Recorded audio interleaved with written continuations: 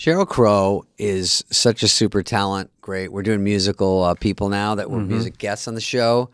I know Sheryl a little bit from the old days and seeing her out, and what a sweet girl. She has done so many things. She sings with everybody that's famous. That's great. Highly respected. We had a great chat with her. Very cool girl. If you look at her peers or singer-songwriters, female, from the 90s till now, I mean, her legacy, the amount of anthems she wrote, the amount of great hits. So it's a really fun chat we had with her, and she's, as likable as they come. Yeah. And just knowing she has all that talent, and she started playing the guitar at the very end. Yeah. Stay tuned for that. Every girl I know in the last 15, 20 years, if any of those songs come on, they all love Sheryl. She knows what she's doing, writing, everything. And so I've seen her in concert. She kicks ass. I saw her documentary. We talk about that. She's a great. We had fun. Person to hang At with. one point she said, "Could I tell this story?" And I said, "If it makes you happy." I go, That's like once you get that song in your head, you never get it out. That's such a banger. I mean, yeah, that's her. That's one of the anthems. The girls always sing, "I'm not the kind of girl you take home if it makes you happy." See, I hit it. Why I'm are you actually so pretty sad? good. Yeah. Her stuff is sneakily deep. She has these pop anthems, but the lyrics are pretty heavy. And we do get into the Beatles a little bit. Sorry, they're kind of part of our podcast. It's part of the deal. And it was fun to hear her sense of the Beatles. I don't want to give it away, but I would stay tuned for that. It's very, very interesting. Here's Sheryl Crow.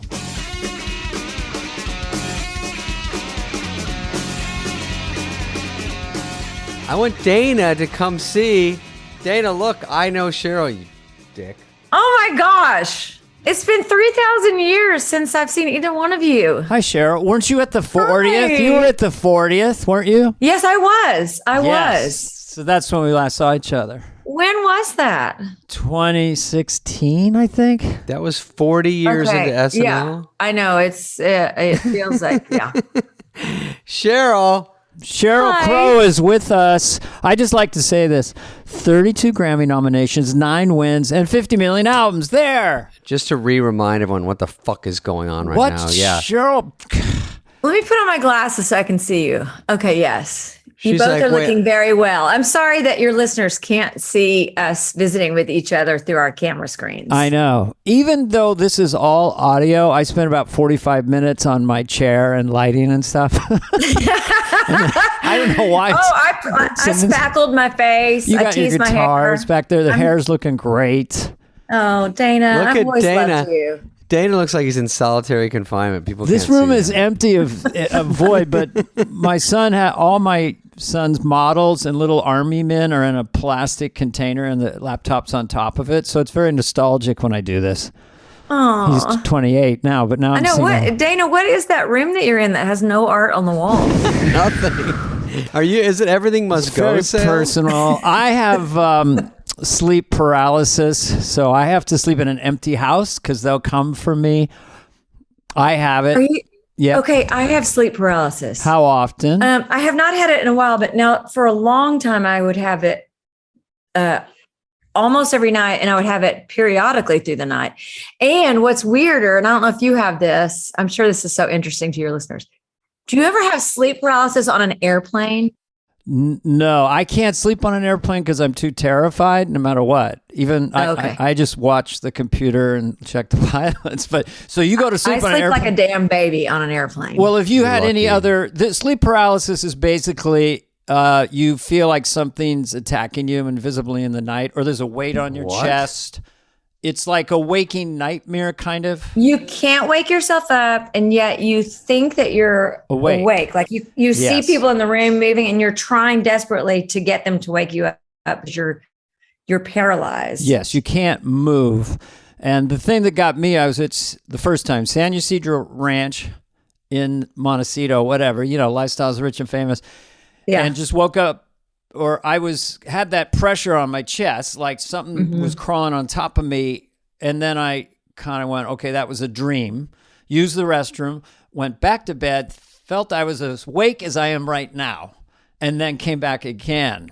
Yeah. But now I talk to it. It's never harmed me. I don't know if it's a spirit thing or something. But Dana, then what did you do? I beat the shit out of it. No, you left, didn't you? Well, my wife was sound asleep, so I turned to her and said, "We have to go now. It's 3 a.m. We have to leave immediately." And she's a keeper. Terrifying. She's a keeper because she didn't even blink. She's like, "Okay, Okay, honey. Yeah. It's okay, honey." See, I thought it was just mostly in women. The women in my family have it. My mom has managed through the years to figure out how to get my dad to wake her up, and she does it by singing. Oh, interesting."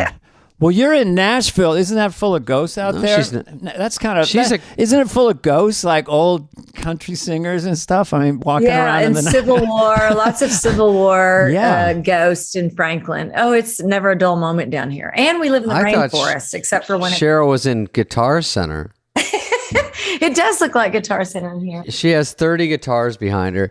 Cheryl, I've been to Smashville, and next time I go there, I'm going to make you come down to the Ryman and watch me bomb. I'm so mad that you've been here and not called me. I take it very personally.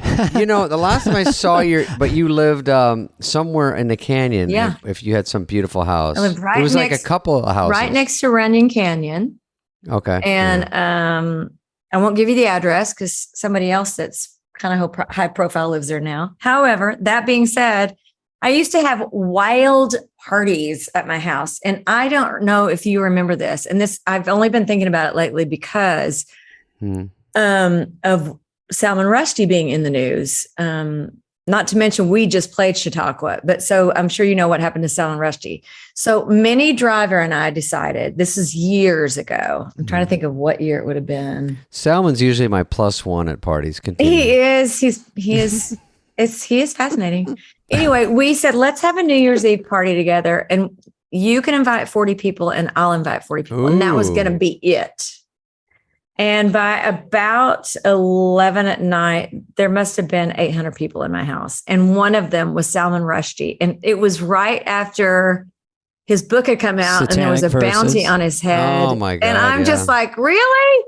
Is somebody get killed here tonight? What's happening? Oh, I miss Hollywood. But your house was like was it a bunch of little houses, or am I crazy?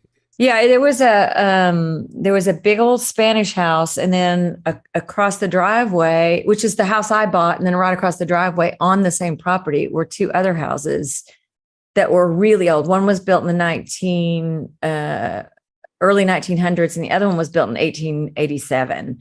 And the guy who lived in those, who had those 2 properties and the 11 acres, wound up selling it to me he just needed to get out, and kept lowering the price. And so I wound up with all 3 houses, and it was just compound magical. But once I adopted my boys, I just didn't want to live in LA anymore.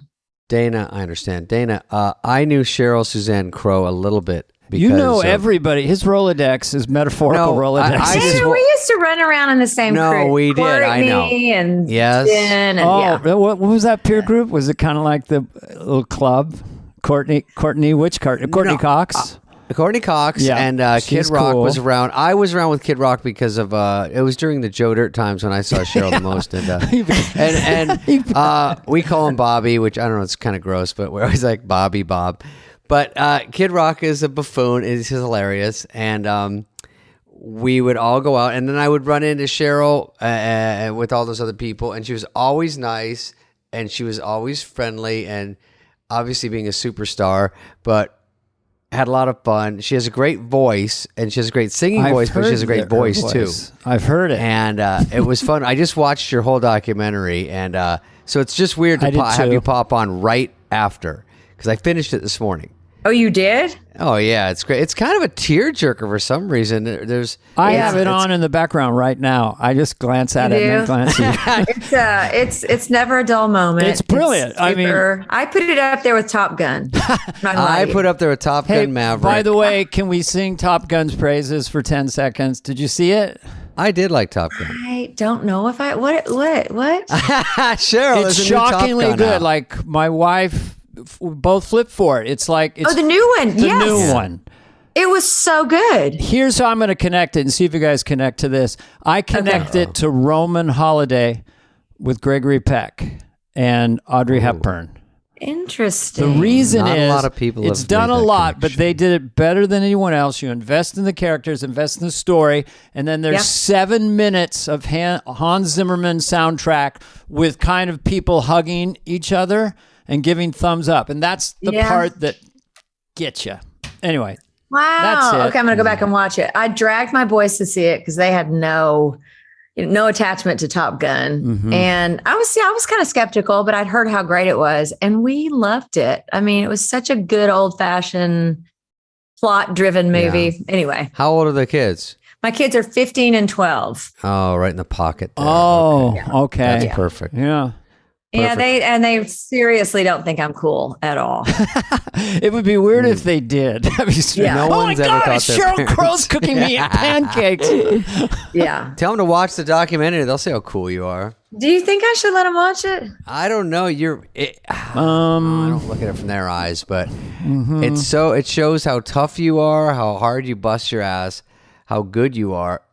First of all, everyone that is crazy about you. All these huge, huge stars that rally around you, and you're singing with every single one of them. I knew you more like a skim job because when you watch when I'd see you out, but I don't get into all that stuff, and it's so I have so many more levels to your whole life and career. I had no idea about. No idea. Well, I think most people, and I'm sure you guys too. You guys have stories that nobody knows anything about. Like I'm so interesting, like a fully and no one realized cares. person that's not, that's not covered in the tabloids and all that stuff. I find that everybody has a story. Everybody. Yes. And way more than you think. I wouldn't release mine because no one would believe it. They would just laugh me out of the room. I don't know. There's a tease. I'd like to know the story of Dana Carvey.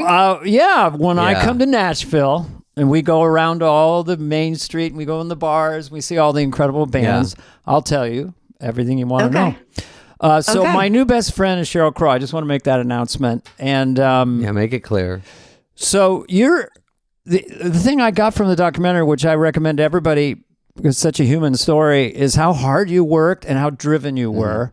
And then how you, like most people, well, there's certain celebrities I know that are much easier with fame, but how you had a love-hate with that. And we'll talk about that part of your drive, and yet, why do I want this and stuff like that. Yeah, I mean, I still think fame is it's a real mind trip, and I didn't really adjust to it very well.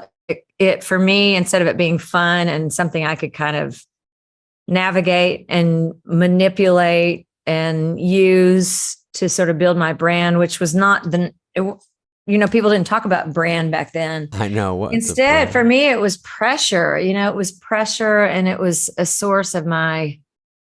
I've always looked at my life as, okay, how am I going to fuck this up? Or, that's just how I've always been sort of uber critical of myself. I don't know why, but, and so fame was just one more avenue for me to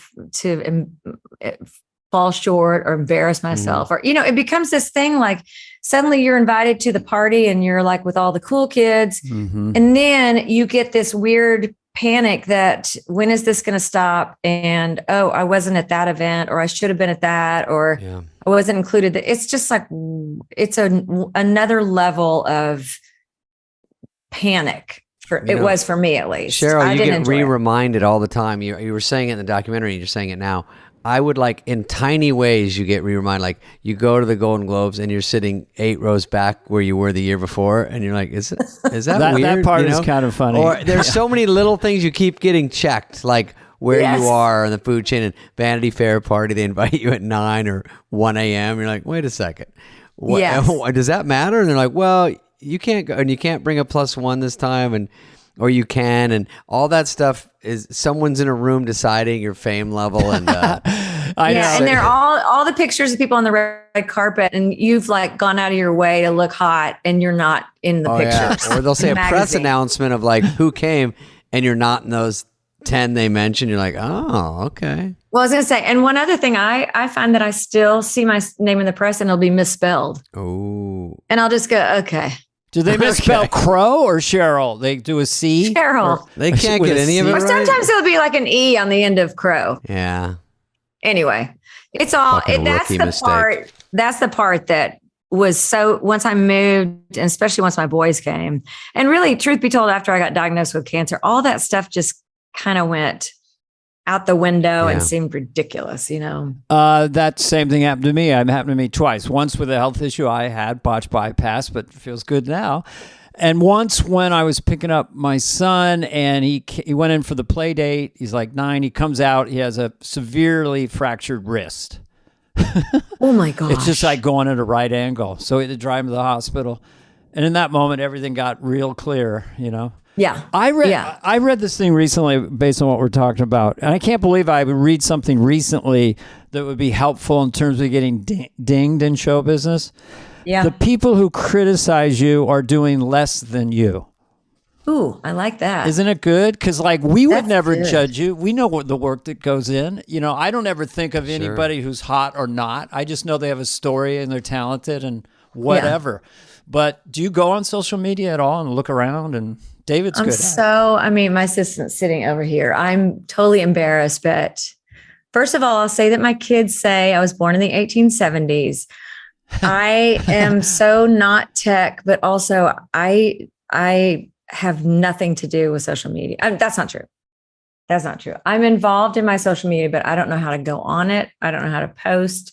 I hand stuff to Liz and I'll say, can we post about this? This matters. Or, but I just don't do it. My kids don't have social media. I already know how my personality is. And there's so much mean stuff on there. I would be distraught. So how do you get your kids to do they want to be on and you don't let them?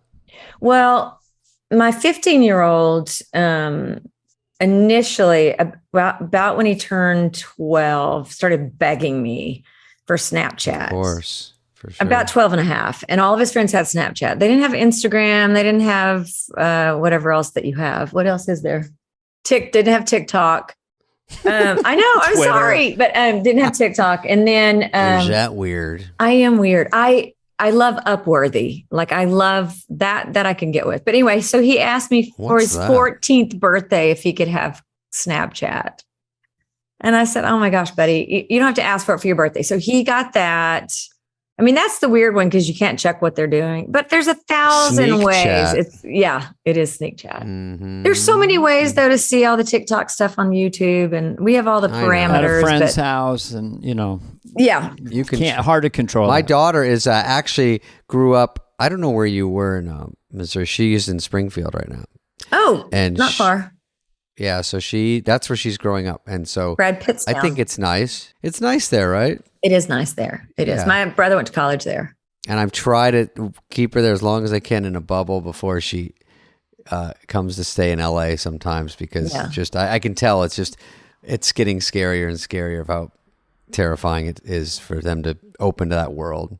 Yeah, but it's kind of that way everywhere. I mean, we just have a rule that you can't be on your phone after, can't come and lay down on the couch and be on your phone for, I'm sort of at a 30-minute, you can do 30 minutes, pick your screen.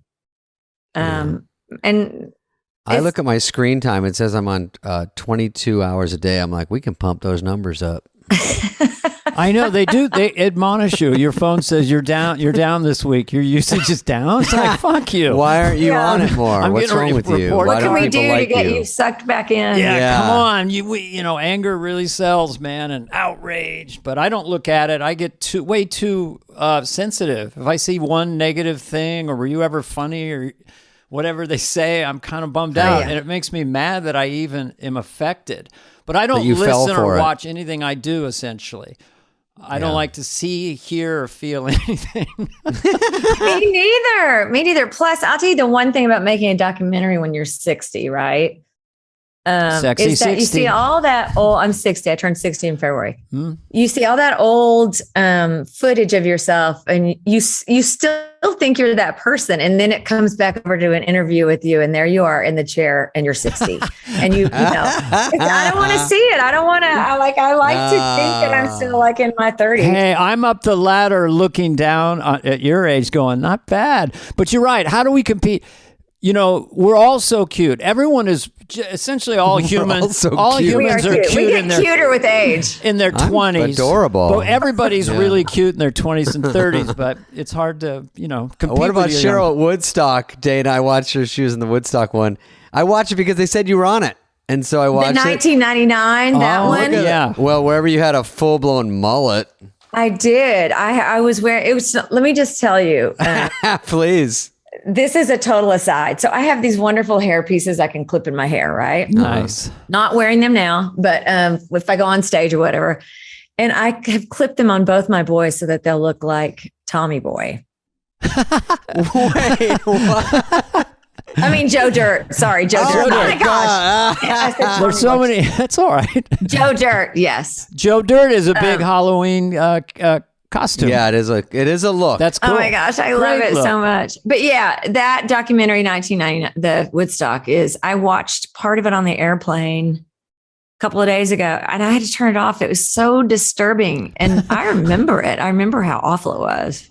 Was it scary for you because it got scarier? Like by the time Jewel got on and stuff, it was getting closer and closer to that whole. I remember hearing about it, but when you watch how everyone went bananas, it must have been. I can't believe who would stay. You know what I mean? It was so bad. Yeah, I don't know. It is interesting that people did stay. It almost felt like they couldn't leave, but it was debauched from the beginning because we were on the first day, and you could look out and you'd see all these girls who were topless on guys' shoulders, trying to get the MTV camera to sweep around in front of them and get on TV. And they were already throwing shit from the outhouses that were not set up right, that were leaking. Right, yeah. And at what point some landed on my hand while I was playing bass during my favorite mistake. That's when we stopped. We played about 4 songs and I remember saying, not gonna do it. Not gonna do it. Not gonna. Wouldn't be prudent. You set me up. I don't normally do characters on the podcast, but not gonna do it. Feces on the bass. Bad. Anyway, well, that's a good gig story. Yeah. Yeah. I've got a few of those. That was a highlight though. We went on after Andy Dick. And then, so that tells you what the vibe was. Yeah, that's. He went on after Insane Clown Posse. So we were. Oh, who would go on after them? Jesus. Yeah. We were like, is this our crowd? What'd you open with? What was did you come out with a rocker? How'd you try to follow Andy Dick? I think we came out with "If It Makes You Happy." I mean, that was our weapon, but that is a weapon. Well, how is that your one to go to? Yeah. You have a lot of anthems. You have a lot of anthems. God, look through her shit. I was like going, look at that song. Oh my God. Because I love Leaving Las Vegas and it came up my iTunes the other day. Knowing. Oh, wow. And it was without my phone knowing we were going to talk this week. Or did it? Yeah, did it. Yeah, that's really the question. And that's a monster at that beginning bass. And great song. Is a huge story about it in your documentary. And then and then you keep going and going. Your first Letterman, backup for Michael Jackson. Just getting that, you kind of skimmed over that in audition for Michael Jackson. How in God's green earth did you sneak in an audition where they didn't go, your name's not on this list? You were just cute. You ran in and said, I'm next. It's weird. I did a few sessions out there I started to get a little bit of work singing jingles, the songs that are in commercials for those that don't know. And I think because I was the new kid in town, I started to get some work and started getting hired and was on a couple of sessions with the same guys. One of them was Daryl Fennessy, who's a fantastic singer. And actually it was one of them was for Johnny Mathis. And I overheard him talking to another singer about the Jackson tour. So I asked about it and you had to be recommended by Bruce Swedeen or Quincy Jones or Rod Temperton. And of course, I didn't know any of those people. I think I'd been in town maybe 6 months when I first started getting work. And I found out where it was and I drove out. It was at a rehearsal space. I want to say SIR, but I don't think they have that in LA. I can't remember what it was called. Drove there and thought, well, what's the worst thing that can happen? So I went and I knocked on the door and they let me in. They asked me what my name was. I said, I'm Sheryl Crow. I am not recommended, but I overheard Daryl Finney. I mean, I told him straight up. It's good. You threw in some good and they names. said, well, come on in. And they put me on video first. And I said, hey, Michael, my name is Cheryl Crow. I just moved here. I was an elementary school teacher. I'm out here doing sessions and would love a chance to go on the road and sing backup for you or whatever. And then I got a call from Daryl, and he put me with a couple of other singers, and we went in and sang together, and they hired us. Now, was this supposed to be backup, or were we supposed to sing? Backup what was the singer. whole idea? Okay. No, backup singer. But you eventually were doing stuff, singing with Well, him, he right? had two or three songs that featured females. Like one of them was Man in the Mirror, which was Saida Garrett on the record. Yeah.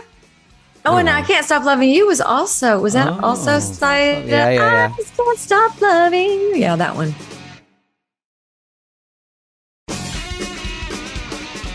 It's interesting when we see you, like, you're at home now and you're Cheryl and sweet, personable. But when I watch you with Jagger and Michael Jackson, okay, so like these titans, and you're just like going for it. I mean, it is kind of it's a personality you put on it. It's fierce and rock starry. I mean, that transition, I mean, who was tougher, Jagger or Michael, to like keep in their face? Because they're both really aggressive, dancing with you, and you're right up on top of them. It's very cool to see. Mick Jagger was, I mean, he was far more terrifying for sure. Really? I mean, I'd grown up with that guy, right? I had grown up with the Sticky Fingers record and unzipping the zipper. I mean, they were like dangerous, like edgy, and they had all this folklore around them, you know, and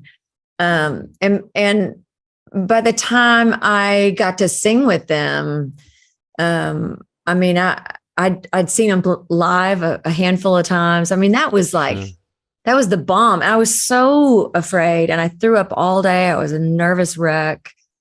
And I think I even talked about the documentary about Bobby Keys handing me a bottle of tequila right before I went on. A bottle? Have a shot of courage. And the next thing I know, I'm out there with them. And yeah, I mean, it's a funny thing. And I know you guys know this too. It's like you have this side that has to show up and be fearless. But then you also, I don't know if you guys are like this, as soon as you walk off stage, you go, oh my God, I suck, or I sucked, or that was, you know, I want to do it again. I wish I could, you know, and it's that sort of balance between stepping into it and then coming away from it and being able to just put it away without rehashing it with all the voices that are in your head that tell you suck. I sometimes do it later on. I mean, when you came off from Jagger, really in that moment, did you think I just sucked, or did you feel kind of cool? Obviously, the First Faces are crew guys or whatever, and they have a range of compliments. Hey, and sometimes they'll change it mid-word. Or nothing. Hey, that was really... Or nothing. That was really good. You know, they go from great... You get these little messages, and then if you get someone really high, bro, you crushed it, you know? Yeah. And then hours later, I would think, fuck, I missed that. I rushed that. So that... It's a funny, you know, it's a funny thing. That was such an out-of-body experience that it was hard to even relate to it. And then compound that with, I mean, literally we didn't even have a hit yet. I mean, All I Want to Do had come out and it was starting to happen. But I couldn't even process it. But you know, my nature has always been to not think I'm good enough, you know, and I guess that's part of what propels you to work so hard, is that you feel like whatever you're doing is never as great as the Rolling Stones, or never as great as Stevie Nicks, or not even as great as you think you should or could be. And it's taken me years really to grapple with that. And, you know, there's also, you know, you talk about the mental challenges that go along with being an artist or somebody who puts themselves out there, that shows up. You know, I spent a little time with Robin Williams through the years, and you look at somebody like that who can open himself up and be so beautifully funny and so just seemingly present. happy. Yeah, but then in their real life, they're struggling, and that's the story of a lot of us. I got to know Robin quite a bit. I knew him since the 70s, Yeah. And I got to know him when we were both up here in Marin County for the last 5 years. And part of what I feel about him is like his shyness and his vulnerability. He would call me boss, but he was my idol. And then his powerhouse on stage. And really, he created this idea of a Shakespearean actor just showing up. And it was just a brilliant concept of like, oh, hey, who, and you never knew where he was going to go, One thing I wanted to ask you, Cheryl, but David's going to ask a question first. Go ahead. No, I have a question about what to say to people when they get off stage. So I did God, why do I think you were here? Andre Agassi charity in Vegas. Maybe you weren't there. So it's just I might have been there. All these stars go on, right? Okay, it's comedy. Yeah. It was me. I was at the table with Ray Romano. I thought you were at my table. Why do I even think this? Anyway. I was there. Okay, so you were there. Okay. Yes. That's the night I met Lance Armstrong. Okay, carry on. Interesting. Boy. My next question. That's part two. Part two of the interview. Okay, I'll whiz through this story first because this one sucks. So so they go, Ray's there and you're there. We're all at this table, whatever. They go, okay, you're going to go up, then Cheryl, then remember. So I have to go up before Ray, and I go after. Do you remember there was like an 11-year-old phenom singer from like American Idol or something? Yes, I do. Anyway, yes, I do. They go, she's only doing one song or something. So I'm waiting in the wings, and she goes up and she does like I Will Always Love You or something, and she gets a standing ovation, and she walks off, and I go, hey, get him next time. And then she goes, what? Because I had to get in her fucking head, Cheryl, because you know what? She blew me off the stage, and I couldn't follow her. So I'm like, hey, tough crowd, huh? And she's like, what? I love your honesty. I love that you're 11 years old. I got to get in there and let her know what's going on, man. And so then I went on. She's been in therapy ever since. She's like, didn't I get a standing ovation? She never sang again. Isn't that good? I'm like, Never opened her mouth. So then I got up. First of all, that was embarrassing. And then I get up and then I bomb. And then I come down and I say to Ray Romano, just like comedian to comedian, I go, hey, listen, you're next. Listen, the tables are really far apart. They can't hear you in the front. There's kids in the back. There's a bar over here. It's the worst case scenario. He gets up and kills for 20 minutes straight. And I was like, After I just explained why he's going to bomb. And there's absolutely no way to do well here. He doesn't go down for anybody. Have you ever, Cheryl, when I've seen you sing on this documentary, and it seems like if you have nerves, they never affect your voice. Like if you're terrified with Jagger, you don't hit a bad note, do you, in the whole thing? I mean, that's just more mathematical, right? You don't hit a bad note. That's nice. I have bombed before, I promise. In fact, I can remember doing a tribute. I think it might have been, I feel like Neil Young was on it. I don't know. It was a Music Cares thing. And I thought I knew the song, but I didn't know it very well. And I got up and literally could not think of a single word and sang practically the whole song, making up crap. And I remember coming off stage and John Sykes, who was the head of VH1, saying something about, wow, I don't know if I've ever heard that rendition before. Yes, I have definitely had moments of bombing. I've had death-defying bombs, Yeah. I've done corporate work occasionally. I worked a gun show. And all these guys were eating steaks with their backs to me, and they would just take a bite and kind of look up. But they pay you so much, you have to do those. Comedians are easy; they throw you anywhere. But I'm jealous of musicians because corporate gigs can be tough. But with musicians, you can sort of, even if you bomb in quotes, you just do your song. The in between is kind of awkward because there's crickets. Yeah, but. We're doing every line. We're getting feedback that it's not working. It's not. Yeah. Oh, I just can't imagine being a comedian. And I love the art form. I love comedians. And David, I've never seen you bomb. You've always made me laugh. Oh, that's nice. But you're a sweet person. And that's the truth. David, but I just can't imagine. Stand up. We did a corporate gig. No. We did a virtual gig during the pandemic, and I'd never done one of those where you do a concert in front of like nothing. Yeah. there's no like in between songs. It's like, okay, you hit that big last chord and then it's just crickets. Yeah. It's like playing in Japan. You look over and there's some guy on the side just texting. He's like works. So he's like, go on, do your next song. I call it comedy waterboarding. I did one with Tony Robbins, and he was interviewing me on the Zoom, and he was so enthusiastic, and he had a global audience and all these screens, and I would do Tony Fauci or something and go, give it up for Dana Carvey, and then there'd be 2 minutes of music, and I would just be dancing in my room, like no laughs. Woo, yeah! You know, it's just, I love Tony. But I was going to ask you, so the one thing about being hard on yourself and you're still around doing great stuff is that we have data now, and there's something about lasting, you know, and putting out cool stuff. And seems to me that when you really got into this super celebrity thing, it was when you were already exploding as a superstar, and then you're dating another superstar. And that's when the tabloids went 10.0, right? Oh yeah, definitely. And you know, I think interestingly enough, I had dated people before that were well known, but there was something about that combo that was just it was ripe for fodder. Yeah, it was. I mean, it's like, I mean, I wouldn't put myself with J-Lo and A-Rod like way up there, but you know, a combo like that is it's titillating, juicy, I guess. Yes. Yeah. Well, because there was Owen. Hey, how's it going? Oh, you know, love Owen. Well, Owen's the coolest dude in the world. So I still communicate with Owen. I absolutely love him. Hey.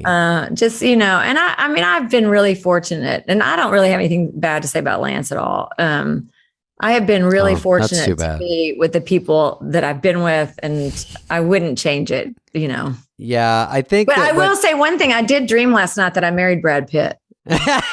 You must know Brad pretty well. That's a good plan. I do know him pretty well. You know, I went to college with him. Oh, you did? Really? Did the girls all love him then? College? Or what was he like in college? Well, you know, it's really funny. He's a year younger than me. Mm-hmm. And I was the song leader at his fraternity, Sigma Chi.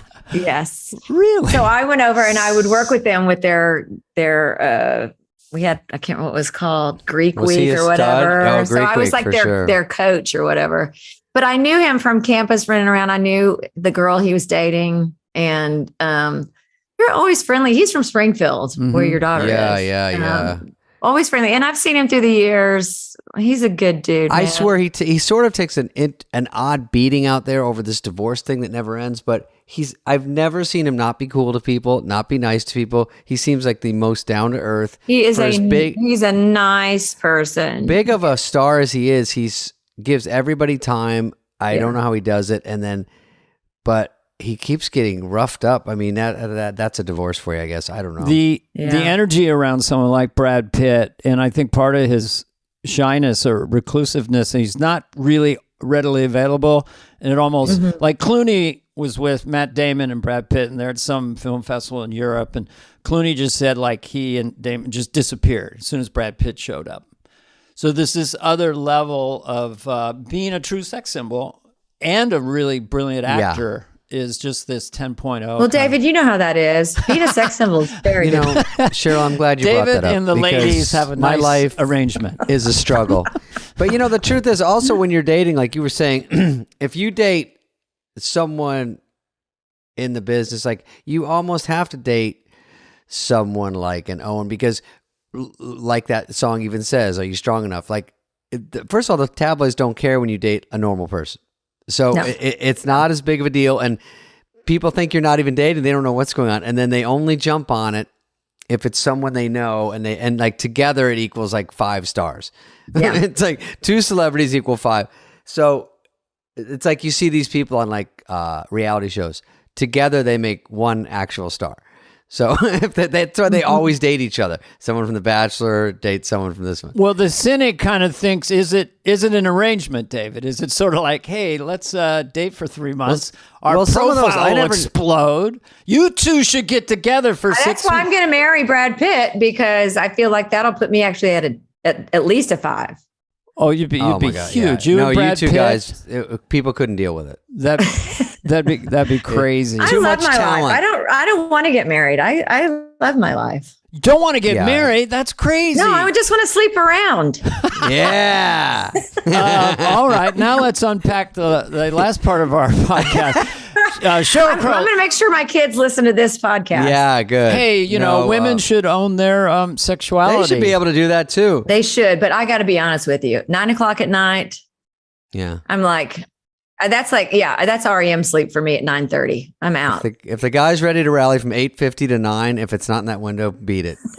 Yeah, I don't. That's I'm my with window. you, Cheryl. During the pandemic, I just went to bed early, got up early. It's hard for a nightclub performer. When you get up at 5:30 and the show's at 10 that night, you have to wait 18 hours. But I like doing this. Dana in Vegas, me and Dana did this show, and I do it usually, and then he covered for me once, and he's like, "This thing's at fucking 10, dude." I know. And then we do a Q&A at the end, so it's at like you get off by midnight. I go, that's too late, right? And he's like, yeah. And I go, yeah. What am I doing? I like 7 o'clock shows. I really, at this age, I just like, I don't want to party. Anyway. You also, what was I going to say? Oh, yeah. No, I won't ask you about this, but. Ask me anything. No, it's not that exciting. I'm not. I first of all, like that when in the special, when you said driven is sort of a negative to women, but I think that it's nice in this day and age when no one really seems to want to work or work hard, that seems like a trophy to say I was, you know what I mean? You wear it like a medal. Like I'm driven, meaning I actually want to bust my ass and try really hard to get in a business where it seems like every year that goes by that's not how it works anymore. People want to be given things, or people want to jump ahead a lot easier, and they don't want to work, or they don't have to work. And so I love watching that when people put in the hours, because it is a hard job to get right. And if you take it seriously, whether it's stand up or that, or any sort of writing, you write and do it all, and you perform, that's like something to be so proud of. And it's weird when people give it to you like it's a negative. That's a hard thing to take. Yeah, I think for women, the idea of an ambitious woman is such a turnoff. Like, for instance, it's me. Like a woman gets called a bitch, or I can remember when this goes way back, but what was the woman? Oh my gosh, who ran for president years ago? Sarah Palin, or vice president? No. This is way. I want to say Kafara, but it's not that. But anyway, there was always a discussion about her, how ambitious she was, and how unlikable, that kind of thing. And I don't know. I still find that is problematic when you have ambitious men, and it's such an admirable trait. But for a woman to be ambitious, and let's face it, if you are the head of a company, or if you're a politician, or a successful woman in general, you have some ambition. And that ambition is fed by, hopefully, the desire to be really good at something, and the love of doing that something. And that, that's positive. That question you were just asking, David, about people not wanting to work hard. I mean, even in raising my boys, I keep having to say to them, look, if you're going to do this, you want to dedicate your energy and your time, and you're blessed to have resources to be good at this thing that you love, because it's not all about the end product. And I don't know where we're off. Like when I was growing up, everybody was middle class. There was no, people weren't rich. Here. Yeah. And so I grew up idolizing all these amazing musicians and bands. And I felt like it wasn't about being famous. It was about being great. You know what I mean? So I don't know where we're off. I guess it's really easy to be famous, and it's really easy to get rich. That's it. Yeah. So nobody really they don't equate work with becoming famous, or work with becoming rich. It just changed, and it's not anyone's fault. But when you're on television as Frank Sinatra or whoever, or Stevie Nicks, they were just really great. And now, because of social media and instant hits and stuff, and it's very demoralizing for young people when they see, and I do a joke about a guy who opens pickles jars and is making 7 figures. All right, my name's Steve. Today we're going to open some nice dills, and he's making 7 figures on and YouTube. Yeah, YouTube Yeah, and it's monetization. true. Yeah, he's good. You know.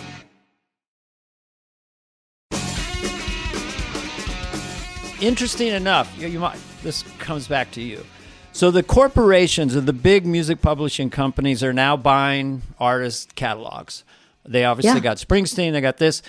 They're not so much buying the more modern product because these anthems, these big songs, really monetize well going generationally. You know, like your hits, you know, are just right here, right now. Strong enough. I mean, they're just, if it makes you happy, all those. So have you been approached or have you sold your catalog? Well, I sold my catalog, not my songwriters, but I sold my catalog about 3 albums ago because everything was going to streaming. And we were approached with the idea that they would start getting placement so that the songs would be heard more. But I wouldn't lose my songwriters. So I didn't get the giant chunk that like a Springsteen or a bubble, you know, or Bob something. Dylan or whatever. What's a songwriter mean though? What do you mean? So you get paid for the you get paid publishing and you get paid your songwriter. So I split my songwriter with whoever I write my song with. And if I don't write it with somebody, then I take 100% of the songwriter's fee or whatever, the money that comes in. So when it goes through ASCAP or BMI or wherever it is, some of it goes to the publishing company, some of it goes to the songwriter. But it's interesting now because everything is streaming. You know, we make a penny or maybe 2 pennies every time a song is streamed. So how much of a penny do you get paid for the songwriter? It's nothing. I mean, 100% of a penny is still going to be a penny, you know? so it's just ridiculous. And I don't know. I mean, I love that Bruce and Neil and all these people are making hundreds of millions of dollars, but I don't know. I mean, it's sort of like Bitcoin to me. Do you mean like how does the people that buy it make it back? Because is it overpaying? Well, I guess what they do is they sell the right to use that song in a commercial. They're out there to try to sell it to make money, which and the other people movies wouldn't and be stuff doing. like that, right? And that's why maybe the album is kind of over for now in a way. I mean, you're going to release more like just batches of songs, or you release. I'm going to release batches of songs, but I mean that's not for everybody. For me, like I said, I'm 60. Is the new term batches? Like Dana? pancakes, you're going to do batches of songs. Like batch 1, batch 2. The Promised Land. I liked in the Dana in the documentary. Remember, I think it was toward the end where she said, "You came out to somewhere. Maybe it was Bonnaroo. Where's Bonnaroo in Tennessee or something?" Yeah. And the people weren't there yet. But by the time you went on, first of all, when you said 4:00, I was like, I was at one of those festivals, and it was like. Norm Macdonald went on at noon. I went on at I luckily went on before Tom Petty, which is great. But it was kind of nighttime. But there were very weird times people went on. It was like all day. But you went on, the place was packed. And then you said this whole new generation when you went to, I think, If It Makes You Happy, which is one of your big Mongo hits, that they all knew it. And that's cool. That's the coolest thing is that it keeps going. It's for me like someone seeing a movie or something that a new generation knows it and you can't believe, how would you even see it? Because that's something people don't listen to radio. You go, oh, here's a new Sheryl Crow song or here's an old one. Someone had to tell them or something, and they all know all the words. It's very cool. I mean, it's funny because about maybe 5 years ago, my manager started talking about, and now you're a legacy artist. And I'm like, oh, that's like, okay, I've got my ARP card. I'm a legacy artist. That's what I'm trying to be. But it's kind of cool. Yeah. I mean, people's kids have grown up. I mean, like I know Burt Bacharach and I know, of course, obviously I know the Rolling Stones, but I mean, I grew up with parents that played music and all this generation is growing up with parents who grew up with my music. And it's a rarefied place to be. It's, it's awesome. Some high school kid today, boy or girl, is going to listen to My Favorite Mistake today for the first time and become possessed by it. I mean, I noticed in your songwriting, which is kind of cool, in Brandy Carlisle talked about it. You're doing these major chords or just this setup, and then it goes in unexpected places. I'm not a musicologist, but seems to go minor or weird, that the second parts of your songs are so explosively different. And the setup is kind of, I don't know. I mean, how do you write a melody like that part for my favorite mistake? Because that's such a cool melody, weird, I don't know, but I will say I'm so proud of my references. Like, I loved the Beatles so much. What? I know. Guilty. Yeah. Love the Beatles. And that documentary just, I binge watched it and then I rewatched the last episode. Mm-hmm. And, I think a lot of stuff that I wind up writing is osmosis. I mean, I don't know what it's like to write jokes, because it seems like, I'm sure you guys grew up with George Carlin and, Richard Pryor, all the greats, and I'm sure same thing. Yeah, so you get a cadence, or you do what they do for a while, and then you go, okay, now you start hopefully transitioning to who you are, and that becomes your thing. Mm-hmm. But you're still standing on the shoulders of all the dudes that wrote the book, right? You're like a research paper of your favorite people, and then you start turning into your own. This is a horrible question to ask, but what Beatles songs kind of speak to you, like off the top of your head, that you really liked? Okay, I'll just start. Here, There, and Everywhere? Here, There, and Everywhere. I mean, that song is amazing. And then you hear Emmylou Harris do it, and you go, that song is amazing again. Yes. I mean, that's why their songs are so great. Yesterday is one of my favorite songs. Long and Winding Road is one of my favorite songs. Love by John Lennon is one of my favorite songs. Oh, I got married to that. Such good stuff in there. I mean, Get Back, Come Together. I mean, but it's definitely Blackbird and Yesterday to me are the two of the greatest songs ever written. When we did we got lucky to talk to Paul. But he said, was it yesterday where he says, when he brings it in, do you bring it in and go, I got a winner? And he goes, no, you can't. You have to walk in and go, hey, I did a new one if you guys want to hear it. And then he said, Ringo said, I can't put any drums on that. And then John said, I can't put any more guitar on it. And they said, what if we put strings? And he said, no. That was George Martin. Yeah. And he said, no, we're rock and roll. We don't want strings on it. And I go, we get a little bit of the process. Yeah, it was interesting, Cheryl, and we can cut this out if it overlaps, but we did get to talk to Paul, and we were both very nervous. I was on the road in Wyoming with my family in Montana, but anyway, once we started talking about Get Back, he really lit up, and I asked him, did John ever thank you for your bass lines? And that was like a big thing for him. And what did he say? We found our way to come together. And he talked about how John just had one line, Here Come Old Flat Top, which was a Chuck Berry song he had to pay for later. And then he kind of teased it out of him that he wrote that opener. He said to Joan, we got to have an opener. We can't just go right in. So that became... So I go, Paul, that's one of the best openings of a song ever. And then later on he had said, we wrote it face to face. Because he comes in, even though it's so Lennon-y, Paul comes in with one, a cracker. He got Juju Eyeball. So Paul, his comprehensive musicality, I think, just influenced the band. His fingerprints were because he could do the percussion. He had a 4-octave range, sing all the harmonies. He could play all the keyboards and all the guitars. So anyway, interesting interview, and I couldn't sleep for a week after that because I kept thinking of what I should have asked.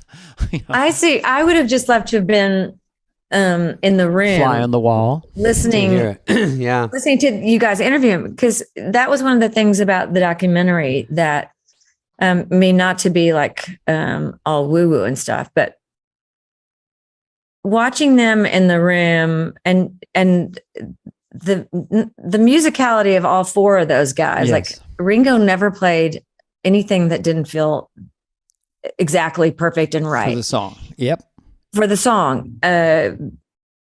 Paul, I mean, everything he played was not just tasteful, but it was like unique and memorable. I mean, there was so much happening. His interplay, even the tension between he and George, all of and then the combination of him and John. I know I'm going on. I'm going somewhere with, we this, love to talk about the Beatles. I mean, I so believe that there is an energetic component to the universe that brings that together. I mean, because there are too many instances where you just go, where in the world did that come from? Or even when you write a song and you go, okay, like My Favorite Mistake, I felt that way after that song. I felt like, okay, I don't know where that came from. And also I feel like it's already been written because it feels so complete. It's such a great melody. There are moments where you go, okay, you can't define what creativity is. Yeah, you can't really define what inspiration is,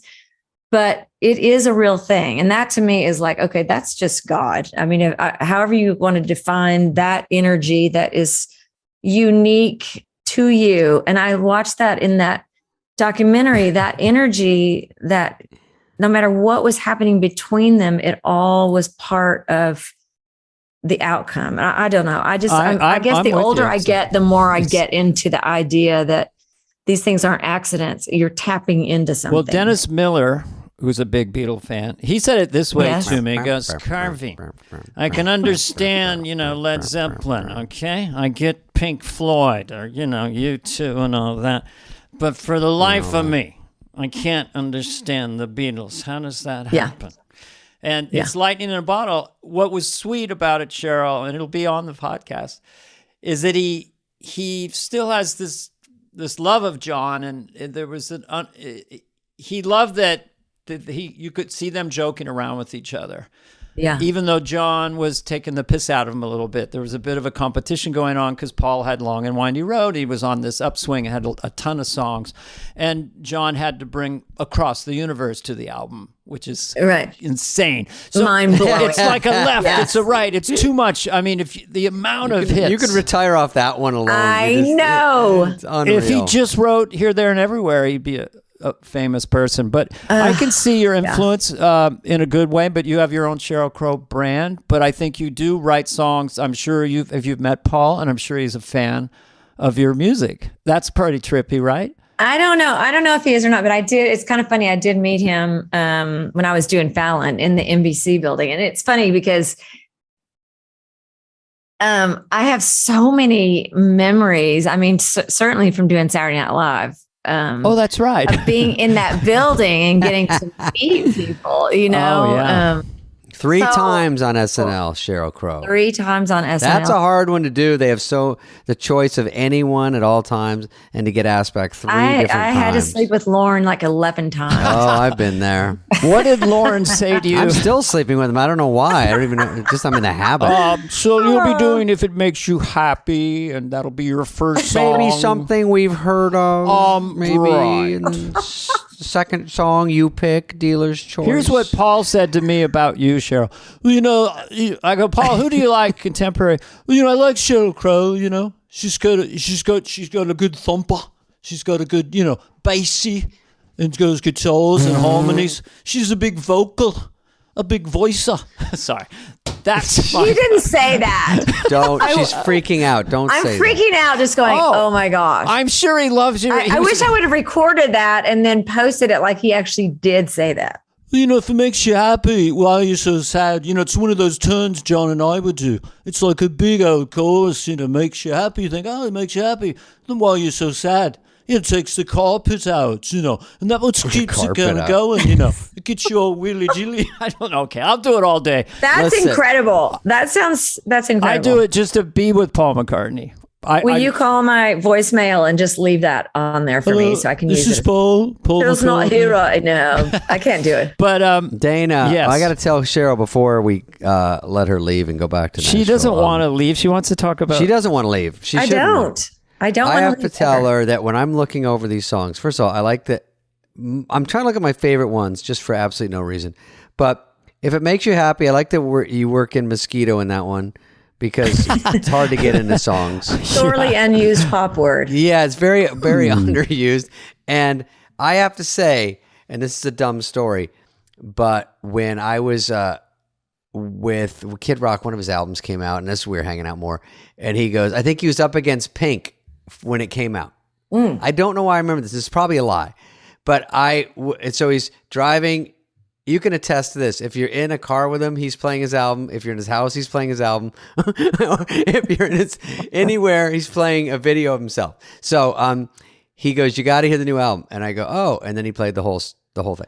So I don't know as much about music as you or Dana. I don't know anything. Dana knows a lot. I'm just a fan. So he plays the songs and he goes, "This one's the one that comes out first, and then this one, and then this one."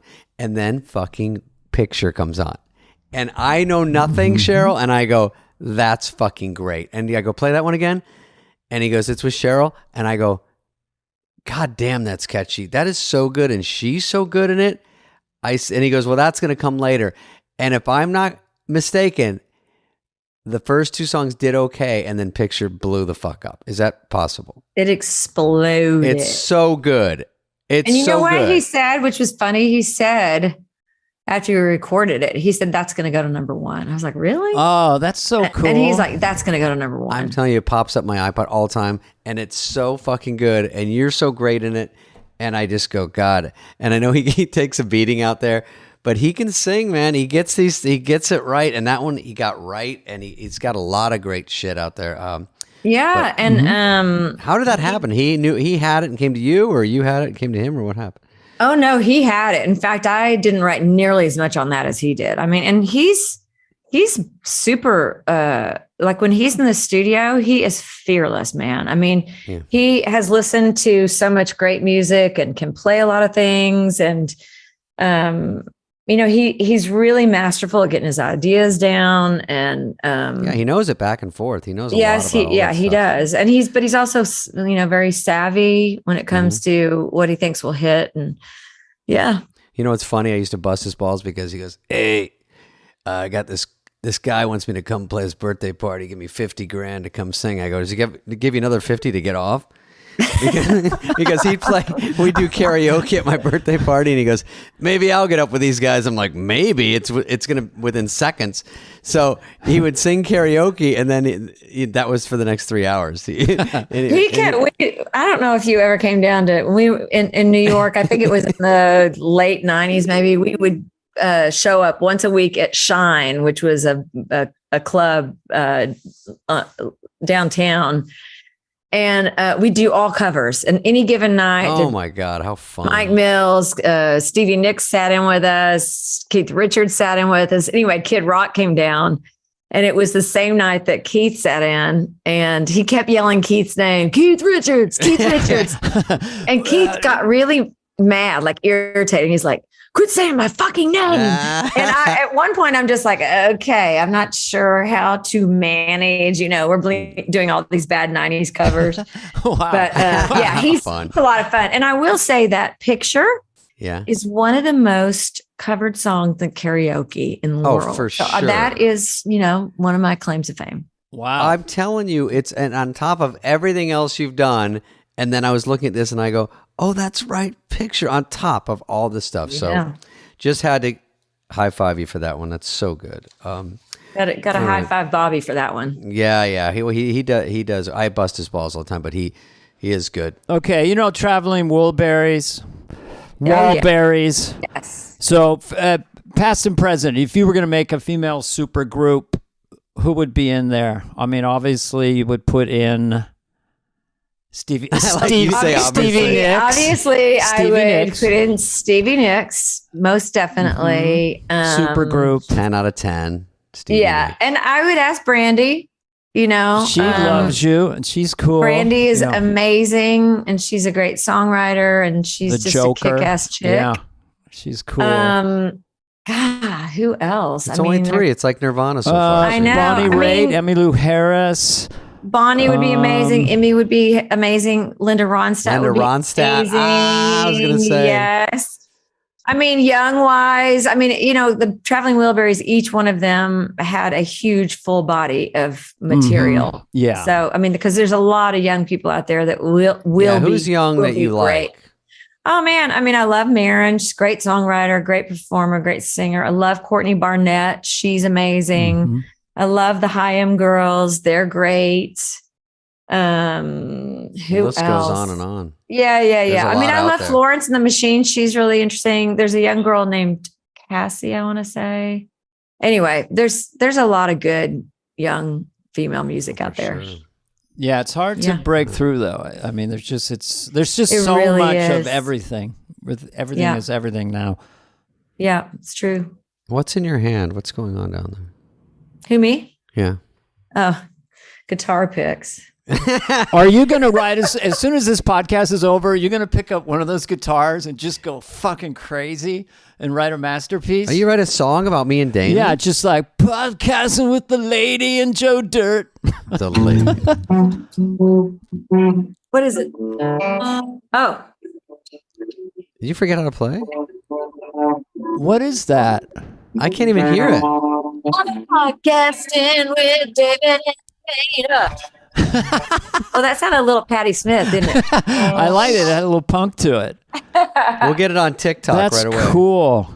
Please do. Yeah. Please get me on TikTok. I know. Is that something they want you to do? Is like try to snippet your song on TikTok? Okay, so the documentary was coming out, and Showtime was really hoping that I would open a TikTok account and do TikTok. God, is that so real? 12-year-old was like, "Mom, please don't." He's like, "That is so cringy." I'm on TikTok and it's so gross. I'm going to join it. You know that word cringy though? Like Yeah, when fuck you're yeah. doing something that you shouldn't be doing because you're not cool. It's cringy. Yeah, For sure. that's right. Yeah. I'm thinking of joining it though. I don't know. You are? No, I don't look at any social media, but I've heard No, of it. Dana doesn't even look, and he gets comments, and I have to answer for him because they go, "Hey, what does Dana think?" And I go, "Well, Dana would probably." I don't look at anything, but I do. From what I understand, the New York. You should do TikTok. You would be huge. Well, thank you. Okay, I'm saying that, and I don't. Thank you, Cheryl. No, you don't know anything. I don't That's know based anything. on Thank you, no Cheryl knowledge Crow. of anything. Well, That's I was reading That's that. based on nothing. New York Times had a 20-page article on what is TikTok. So essentially, I got the idea that rhythmic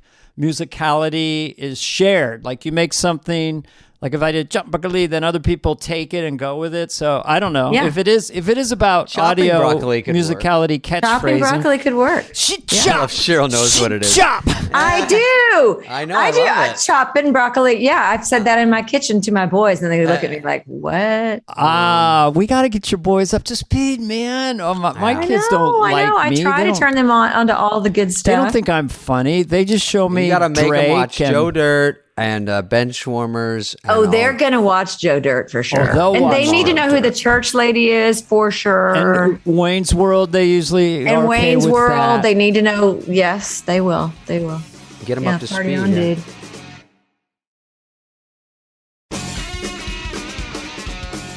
So Cheryl, you'll be at the 50th for SNL in 3 years, the 50th anniversary. I hope Okay, so. what are you I gonna? hope I'm invited. You're kidding? Dave and I have an I'm in. Dana's +1. Well, I'd like to do a sketch Cheryl. with you. So And then Mm-hmm. next time we go Love it. to down there, we'll make Cheryl come out to the show. Hey, would y'all please let me know if you ever come to Nashville? I'm your buddy. I know, but I didn't well, really definitely, know for I sure. love Nashville. We think about moving Nashville's there cool. all the I time. mean, it's cool. Just don't come here and buy a house. Oh, California, come on out to take over. Californians making the prices go up, that kind of thing. Interlopers. Oh my gosh, you have no idea. Montana. Yeah. I'm from Montana. It's all going on up there. All the billionaires are coming in. I'll take 5 Yeah. of those. There's a great comedian, Theo Vaughn, one of my good buddies, lives out there. So when I go see him, I'll play the Ryman, and then I'll make you come down. Please. How many seats Okay. is the Ryman? I want to go in there and rock that place. How much It's is it? 20? amazing. 300? I think I played it it's once. it's 20 somewhere around I there. did play it It once. used to be Grand. Was it the Grand Ole Opry, or am I being stupid? It was the Grand Ole Opry, and before that, it was a church way early. Before that, it was a Whataburger. Well, I played it. I played it, and I came off stage, and Cheryl happened to be there, and she goes, "That was good." I'm kidding. That was so. You really went out there, didn't you? She goes, "Oh, they're a little tight." Why do we have all this self-loathing? What the fuck is No, going here's on? here's the Why one to are say, we- Dana. I When you get know. off, What, we're when Cheryl gets nuts. off, I'm gonna go, "Fuck that crowd." I'm gonna get in the fetal And you position. go, wait, I thought I did good. You I go, thought they liked me. No, they were tough. No, that was a hard crowd, man. No, we'll get them. We'll get I'm them gonna later. get in the Get 'em fetal tomorrow. position and cry myself to sleep with questions I should have done better. Oh no, you aren't. No. This was the best podcast I've ever done, ever. Thank you. Y'all Thank were you, the Cheryl. best. We love you. You know, she's really good on the podcast. She's very straightforward. You don't have to play any games. I do Paul now. I actually write songs as Paul. Okay, Reach wait. When you interviewed Paul, did you do Paul? Oh yeah, did you do it? Did I do Paul when you might have interviewed? done it a little bit. I couldn't, I was trying, I didn't want to piss him off, but I Fuck probably yeah, I had did a interview little bit. paralysis. Yeah. I was like, I'm Dana's Yoko. I mean, there's just so many things you're scared to say to him because you don't. He seems very light on his feet, but he's too respected. You can't risk. He's a sir, right? Yeah, he's too. It's too big a deal. We didn't go there with sir. At first, I read a lot of Liverpudlian phrases. So I said, "Did you have your brekkie? Your brekkie?" But he was just waking up. He had a cup of coffee. I don't think he knew what I was talking. Because that's breakfast in Liverpudlian language. A scouser. We had a good time. This is him now. We did some things. We tried. No, he got into it. He got into it toward the end. We loved he was it. Really, he started lighting. We were getting stuff from me, Cheryl. It was just electrifying. And he wanted to talk about the Beatles the whole time. Oh my God! But I didn't know that in the beginning. To hear it from the guy. All right. So anyway. All right. Let her go back to Cheryl. Everybody loves you. You're a great artist. I don't like legacy. What's that? And you're in Nashville. You're like a teenager.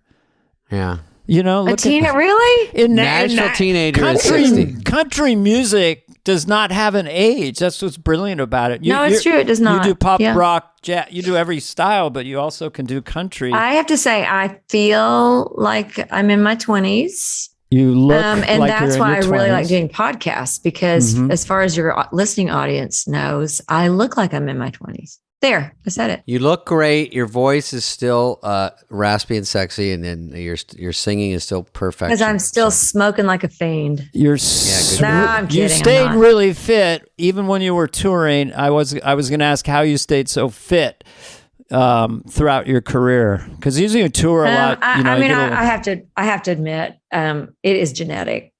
What? Yes, it's genetic. I'm from a long You're line kind of of wiry and fit. petite, wiry people. So you don't gain weight. You just and you work out on stage when you're out there. I work out on stage and I get up in the morning and I do not sit down. I'm always doing. Her backstage rider is 5 Triscuits and a Slim Jim. And that's all I get all day. That's it. And 1 5-hour energy. That's mine. All right, Cheryl, let's let her go, Dana. Cheryl, She's been too nice. Guys, thank you. Bye, Cheryl. It's good to see y'all. We'll see you soon, I'm sure, in Nashville. I hope so. Call me when you come to Nashville. Will do. Okay, bye, hon. Bye, Cheryl. Love you. Love you. Hey, what's up, flies? What's up, fleas? What's up, people that listen? We want to hear from you and your dumb questions. Questions, ask us anything. Anything you want. You can email us at flyonthewall@cadence13.com. If it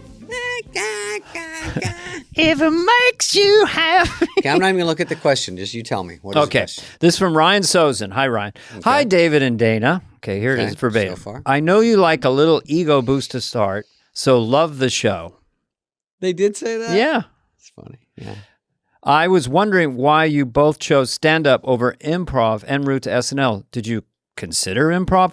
What makes a funny person more successful at one over the other? It's a two-parter. Yeah. Okay, I would say improv is harder for me. I'm pretty good on my feet, but to go those improv freeze tag games and things you do, we would do it at the end of a comedy show once in a blue moon in Arizona at Anderson's Fifth Estate.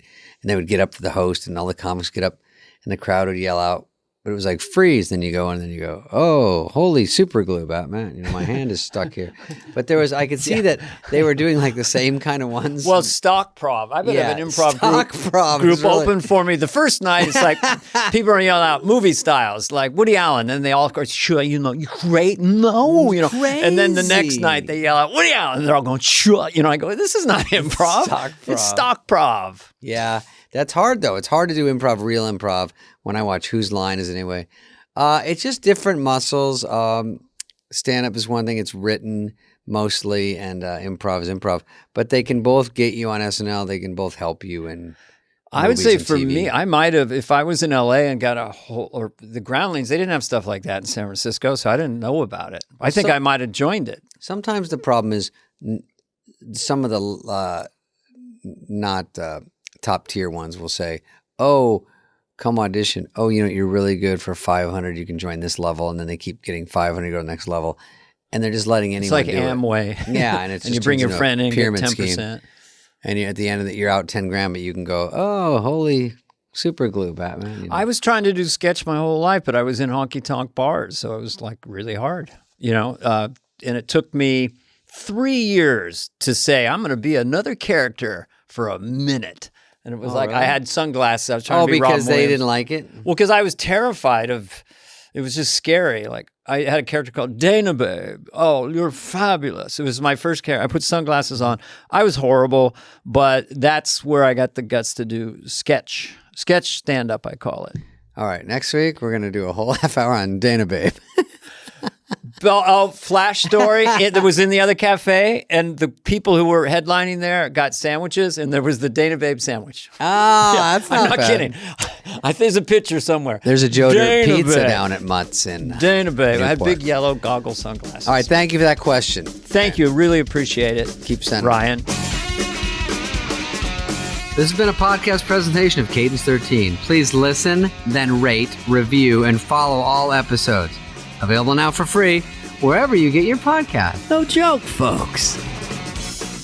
Fly on the Wall has been a presentation of Cadence 13. Executive produced by Dana Carvey and David Spade, Chris Corcoran of Cadence 13, and Charlie Finan of Brillstein Entertainment.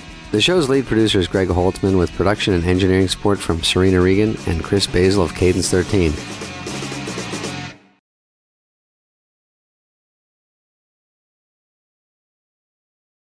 Yeah. For people America. in these troubled times, and with all the contentiousness over the election and all that stuff, we're just trying to lighten the load a little bit. Dude, the election in the air is palpable. It's palpable. How do you spell that? You were a spelling champion. Yeah, that's right. That's a tough one. Palpable. Oh, David yeah. Spade for the win.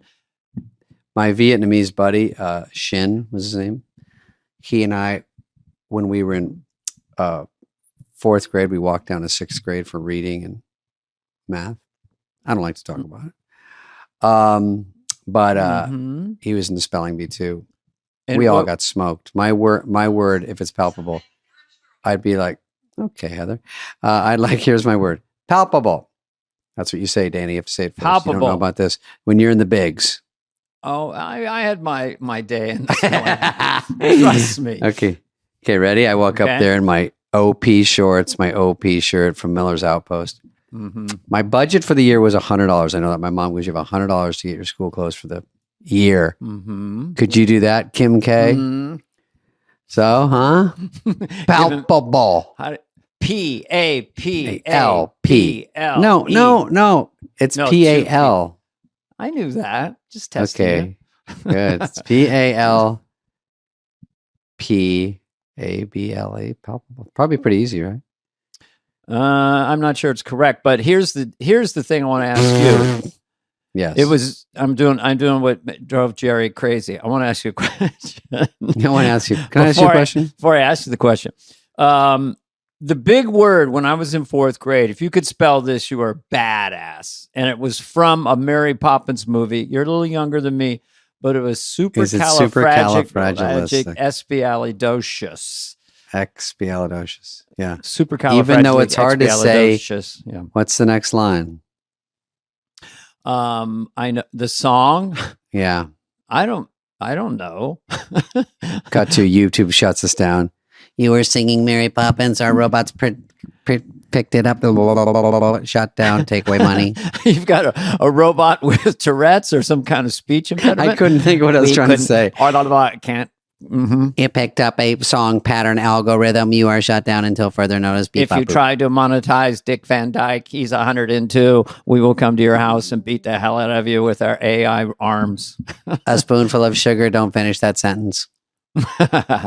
Judge, the worst Cockney accent in the history of film. I mean, I love Dick Van Dyke, but it was just a spoonful of sugar.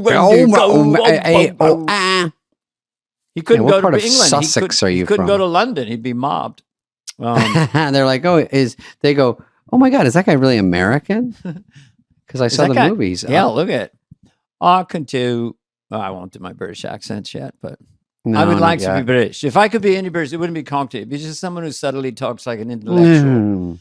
The property owners always shut down on the non-property owners in the 17th century. Blow it out your ass, motherfucker. Look, I got a haircut. I don't want to over talk about it, but check this shit out. Jeez, I don't know. All we do is obsess about hair, people say on the comments, but I don't give a care. Also, they said, well, I no, they don't say read nice the things. comments. No, I do. Boy, they don't like you, dude. Anyway, All I can say is I don't want to know because I'm too self-critical, and I would curl up into a ball if someone said kind of anything that wasn't perfect, and I would start crying. So if they said your performance was a 9 out of 10, you'd start crying. yeah, I go, what do I got to do? What went wrong? Yeah. What do I got to do to get to 10? You know, look, Better thumbnails. I happened to get the best review of my life. You can look it up. And I just thought it was funny. It was in the New York Times. You've heard of them, haven't you? Metaphorical. That commie rag. cigar. Yep. So about my Biden. So that was, you kids can check it out online. It was the best. Usually I'm just annihilated, as most comedians are. Yeah. Hack over, mugging, pushing. Why'd they give you a break? I don't know. Because Biden, we were getting a lot of flack for the last year on They the talked podcast. about the breakdown of the impression, and it put me in the context of the 9 other cast members. Because Jason Sudeikis was at the party and with his sweet little daughter, and sees me, and so I leaned down. I'm dressed as Biden. I go, "You can touch it, you can feel it." She's very adorable, kind of touch it, and I go, "Your daddy Your hair, used you." Good night, Jason. If you're listening, this is a G-rated. You're dressed as Biden at the cast party, you crazy person. But the word daddy is intense because boys don't call their dads. I know our dads were a little extra, a little special, but boys don't call their dads daddy too much, do they? At 5, 6, 7? No, I think when they're little. I think girls mostly say daddy. Yeah. So I said, your daddy used to play this character, President Joe Biden. He was vice president 10 years ago, but he played him as kind of a... She goes, huh? She goes, my daddy was in motion pictures. Well, why do you have a Southern accent? No, she goes, my daddy was in a soccer show. What have you done? And you go, Yeah. okay, relax. I know that was a big hit. Yeah, she was 6 years old, and she said, "You ever heard of a show called Ted Lasso?" Yeah. Well, if you haven't, Starting to get it? yeah, Are you starting to get it? starting to get it. This is nothing like Jason Sudeikis' daughter. I just want to do an exclaimer. It's funny. But it was fun to see him. I ran into my buddy Mikey Keaton, who was on our podcast. Yeah. Miguel Keaton, yes. Mickey Keaton, He's always as a we fun call time, him. yeah. Yeah, I ran into my buddy Alec Baldwin, who's been on this show twice, who was playing Brett Baer. He is a funny character. He just leans into your dressing room out of the blue and goes, "You know who had the best hair in Hollywood? Long wait, Hugh O'Brien." And then he just walks away. This is Alec. This is Alec. Alec is a movie He was fanatic. funny on the podcast. Yeah. He gets going with Bill Hader, apparently, and they get down into some Scorsese film and some guy with brown shoes in the corner of the frame. And I'm telling you, that overhead shot was magnificent. I'm doing Alec Baldwin kind Cremated. as a British lord, but he's a great guy, conversationalist. He can just go. I'm going to interject your SNL party story because I want to hear more about SNL, especially at the top of the show. that I was at. This That's just a good hit me. tease. That's a good tease. I was out. Heather could chime in. There's a guy waiting for the hostess at a restaurant. He's with wife, 2 kids. The son, Mm-hmm. I remember he had glasses on, son had glasses.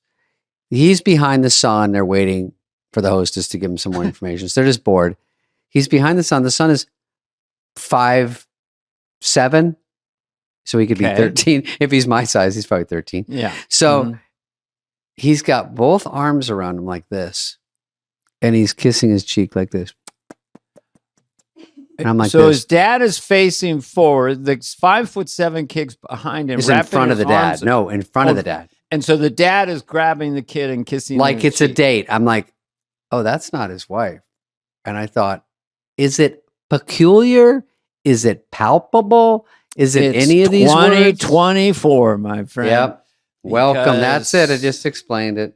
Our dads never gave us a hug, and so we're going to make up. So I'm going to hug every kid I see. If I'm a daddy, I'm going to make up for all that pain. And then the pendulum, you've heard of those. If you can spell it, I'll give you $1. Go ahead. Swings back, and it's very, maybe it's more Italian, and really it's over dadding, because I said word. I felt it was my duty to walk up and interrupt this and just put like this between me. Well, Dana. Well, you're back. I like that the audience stuck with us to that roller coaster of emotions. It's nice that they do through the technical things. Someone reaches. If 2 people are driving, let's go to Smartless. Another person grabs their arm and says, wait a minute, give him a chance. Yeah. Mm-hmm. And that was Will Arnett, is the guy in the car. Oh, he wanted to hear us? Thanks, Will. No, we have technical difficulties, but you know what? Stars, they're just like us. Are we stars? Well, in that scenario. He's giving me a little close-up for you, audio-only listeners. But I have cards made based on that. It's just said, excuse me, you're over-dadding. And so when I see over-dadding, I just hand the guy the card. Excuse me, you're over-dadding.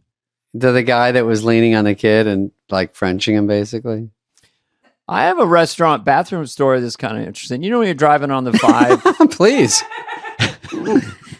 And you go to a bathroom, and it's only one bathroom. You're like, okay, hopefully this is just a 30-seconder.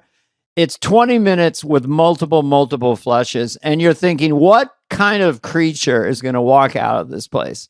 I'm talking flush. Oh, you mean when you are going to waiting at a gas station for the bathroom, and it's multiple flush again. The sink runs back to flushing. What kind of human being or creature is going to emerge? Because I have no options.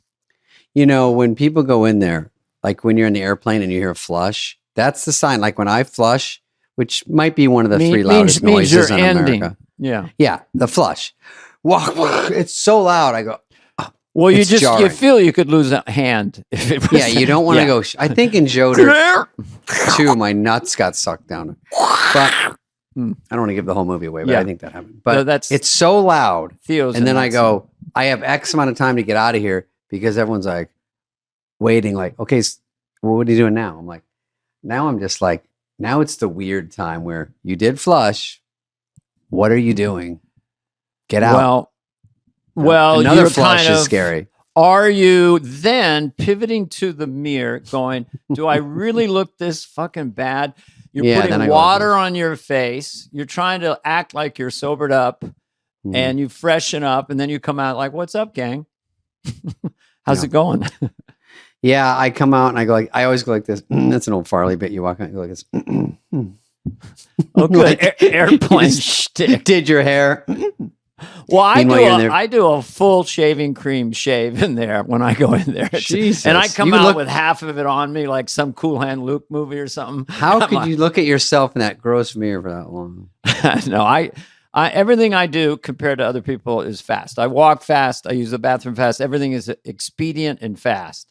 You're a You know, I you're a do. lollygagger, I heard. No. When I go don't in think there, so. if I take too long, I usually in there stretching. I just stretch out. I go, or I look at my phone. Mhm. Sometimes I don't even pee. I just want to get up, you know. And if you stand there by the door, they go, not by the door.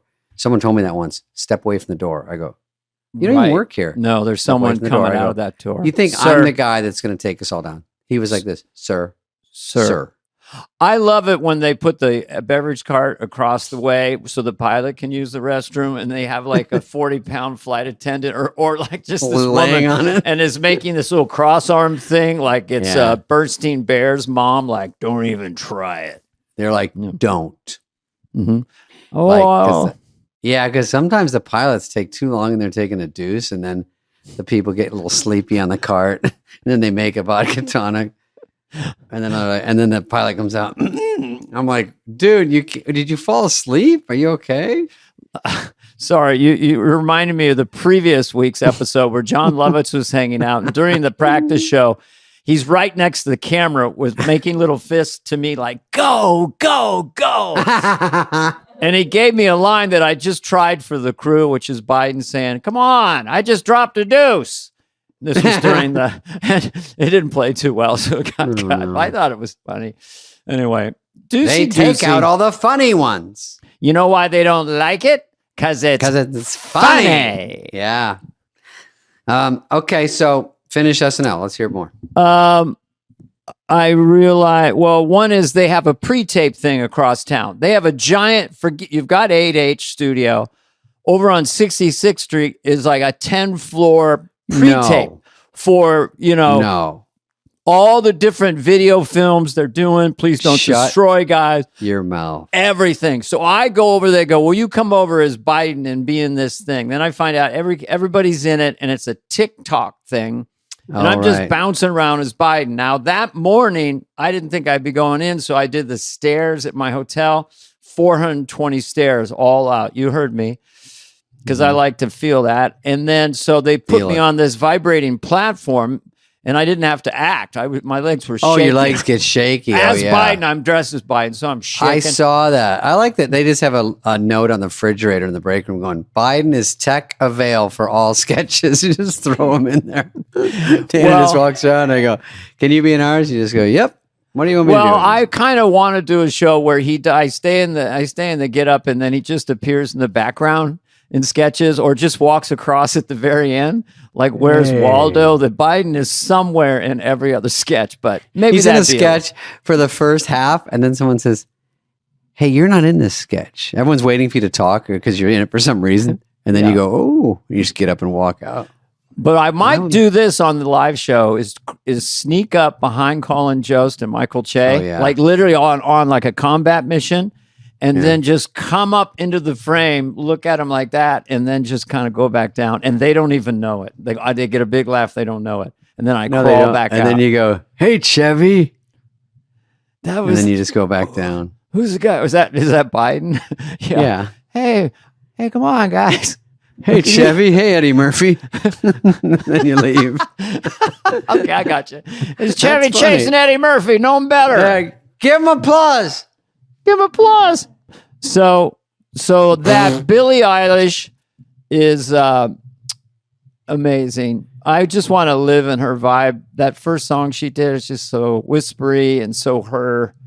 I'm becoming a huge mirrors fan. Or something? There was some they were they're floating in the sky, her and Phineas looking down in a mirror, and they just get into these mellow grooves, and her singing is so intimate, and it's catchy, it's cool, so I'm a fan. What can I say? I mean, she's been around a long time, and when she turns 19, I think that she's going to. When you come out hot and heavy in the world at 14 or 13, I know. It seems like she's been here forever. She's 22, but that's I like think Bieber. He's 26 right now. And like he's been in this business 200 years. I know. I got on SNL at 51, ladies and gentlemen. 51. So here's an example of things you. So I do the little Biden piece as part of the Brett Baer interrogating Kamala, and he's kind of confused. He starts talking about the Joker movie, but they don't know it, and so So I thought of later, I went, and who's Lady Gaga? You know, whatever. I did that. Didn't land. I thought later I should have said, and who's whacking Phoenix? Who the hell is he? Who's whacking Phoenix and who's Lady Goo Goo? Whacking Phoenix would have got a big laugh. Yeah. What happened? What's this guy with whacking Phoenix? No, I'm not joking around here. So anyway, that was a fun little Biden-y thing. You know, that's his name, folks. That's his name. That's his name. First name Whacking. Second name Phoenix. Come on. I'm being serious here. You could have put Corn Pop in there. I could have popped. No, his name is Popcorn. Now. Corn Pop is popcorn? Yeah, I reversed it. He's really popcorn. He goes, you could have put popcorn in there and still would have ate it. You didn't need to pay that much money. My current catchphrases are, guess what? And by the way, the fact of the matter is, let me be real here. I'm being serious, not kidding around. This isn't rocket science, folks. Get real. That's a good one. That's a good run. I want to put a run in like that. I really That's do. all you need. Just come in, they ask a question, you say that, and that's your answer. Yes. But a lot of Biden is like when he stops talking, he goes, I'm being serious. It needs a beat before the audience knows that he stopped. So yeah, he has something to say, never says it, and then he just stares. He stops with big eyes.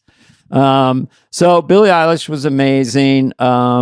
Michael Keaton was always, Michael Keaton has a lot of just personal energy. He's like, after the dress show, he's like, I don't know. I don't do this often. I don't know what the fuck I'm doing out there, And I said, nobody does. This is really hard. So all you got to do is say, what the fuck, and have fun. And then he nails it on air. Hysterical. So there you go. He's a pro. What was his monologue? Oh, is it Beetlejuice? Beetlejuice, which Mikey Day's favorite film is Beetlejuice. He's been obsessed with doing Beetlejuice on the show. Never had a chance. So that was his idea of the monologue. And it was a dream come true because I guess he was like 8 or something when Beetlejuice came out. He got possessed by it. And now you know the rest of the story. I'm Paul Harvey. That goes back to the 60s. Well, he's like waiting his whole life. Then here waltzes in Michael Keaton right into 8H. You get your Beetlejuice bits. I know. Yeah. If someone does he not want to do Beetlejuice, or do you say does some hosts, as we know, when they come in, they go, I don't want to do anything about this, and you're like, oh well. No, I think that he kind of. When you do a movie, it hasn't happened to me, but you do this the 80s, and then you go all the way to 2024, and it's a big hit movie, hundreds of millions worldwide. That you just got to feel good about that. And he hasn't lost a step. He was Beetlejuice. It wasn't like, here comes old guy Beetlejuice. He's just like on fire. And Alec Baldwin, funny story from him, Well, I walked in the studio and saw 3 of his little boys that were so cute. I don't know, 4, 6, and 8. Hey, Dad. It was adorable. And then he said that he showed them Beetlejuice. And he showed him, it was a picture. And he showed him, because Alec Baldwin was in Beetlejuice in the 80s. And goes, that's right. And he says, that's Daddy. And they said, that's not Daddy. Because he was he looks exact same pretty much. Well, he's got the hair is crazy. Yeah, he looks gray, the same. But you know how little kids are. That's not Daddy. Then they pointed to Beetlejuice, said, that's Daddy. I don't know. Maybe they're kidding with him. Funny, buddy. Funny stuff. Funny shit. Yeah, I forgot Alec was in Beetlejuice. Was he in the second one? I don't think so. He was in it as sort of the straight man. Well, that's not why he came to the show, was it? He was doing Brett No, Baer, it was right after when I first saw him. I think it was after one of those submarine movies or something. Oh, yeah. When he came to SNL to host the first time, that was my 3rd show or 2nd show. And he goes, I go, what do you want to do with your life? October, yeah. And he goes, I want to do this. I want to do Broadway. I want to do comedy. You think I'm going to be stuck on a submarine 14 hours a day going, aye, aye, sir. He said that. So it was a huge hit movie. No, also, it was a franchise. He dropped out of it to do Broadway. Streetcar Named Desire. That's it. And wanted to be a New York and loved SNL and couldn't believe it. Is a great sketch player. I mean, he nailed it as Brett Baer. I take my pills on there. I don't care. Okay, I'll take a vitamin C. Both who? Oh, Gina Davis. Yeah, they played a couple in Beetlejuice. They both are not in the second one, Dana, just so you know. Mhm. Oh, should I tell? Okay. I'll tell you quickly about the banana. I was on the road, but if we can get it, we've never. I told love this. a banana story. So on the road, because I always have to eat, because I get like dizzy. So I'm like, anyway, what can you really carry on the road? Protein bars, isn't it? So sometimes out of the hotel, I bring a banana because I'm like, that's the quickest thing if you're in a pinch. Right. Carry it, whatever, like a football. Good And- potassium, fiber. Go ahead. Right. So I have an old SNL bag. My bag says Saturday Night Live Really? 25 on it. So that was a merch Whoa. gift from the last reunion we did. 2000. Did you know that? You didn't know where I got that? Yeah. So it's all faded, so it doesn't look like I'm trying to like ask me about SNL. No one knows I was ever on SNL anyway. So I got that, but it's a cool leather bag. Looks like a doctor bag. So anyway, I carry, of course, way too much when I'm on the road, but I throw bananas in there for the road. Anyway, so I finished the road and I picked up my SNL bag. It's leather. 2 weeks. It was 2 weeks later. Yeah, when I'm done on the road. So it's obviously it burned a hole through. Right. Something burned a hole through and I picked it, was sticking to the table. So I'm looking at the wood going, what did I spill here? We find out it's the banana. There was a banana in there and it had been there for at least 2 weeks. And they get black and then other things happen. Well, wait a minute. I mean, do you know how do they get corrosive? I mean, what is the I don't know. It biochemistry ate through the bottom of my SNL bag. That ain't no Should- banana. That's Just play that something video, else. right? Should we Something play that burns video? through a Let's just see hole. what it is. There's Heather. Are we seeing No, what's happening? it's fuzzy, What is fuzzy, this? What is fuzzy. this? What is this? What is that? What is Was that? it- What is that? What is? Oh my god! Oh my god! Oh, there it is. Oh, that's the banana. Whoa. Okay. So that's. Are you fucking kidding me? I need a raise. I So need a that's- raise. I need a raise. That's green and white. All right, too much house in that. Okay, there you go. See, there's the photo. Oh, So man. that is a banana, and it's going like this. Hey! So What's it going on? corroded itself, but did it actually get through the leather bag? Did it go through the leather, or it just became? Oh, it corroded bottom. and then. It corroded so it stuck to Cat. the wood, and then I couldn't. And I go, so I look at the wood, then I look at the bag. I go, oh my god, it's from the bag. What got on the bottom? Nope, somehow through. Sickening. I was famous for throwing banana peels over my shoulder when I would drive my Volkswagen Bug, and people would laugh. I just do it. I would throw everything over my shoulder. You could find into the anything back?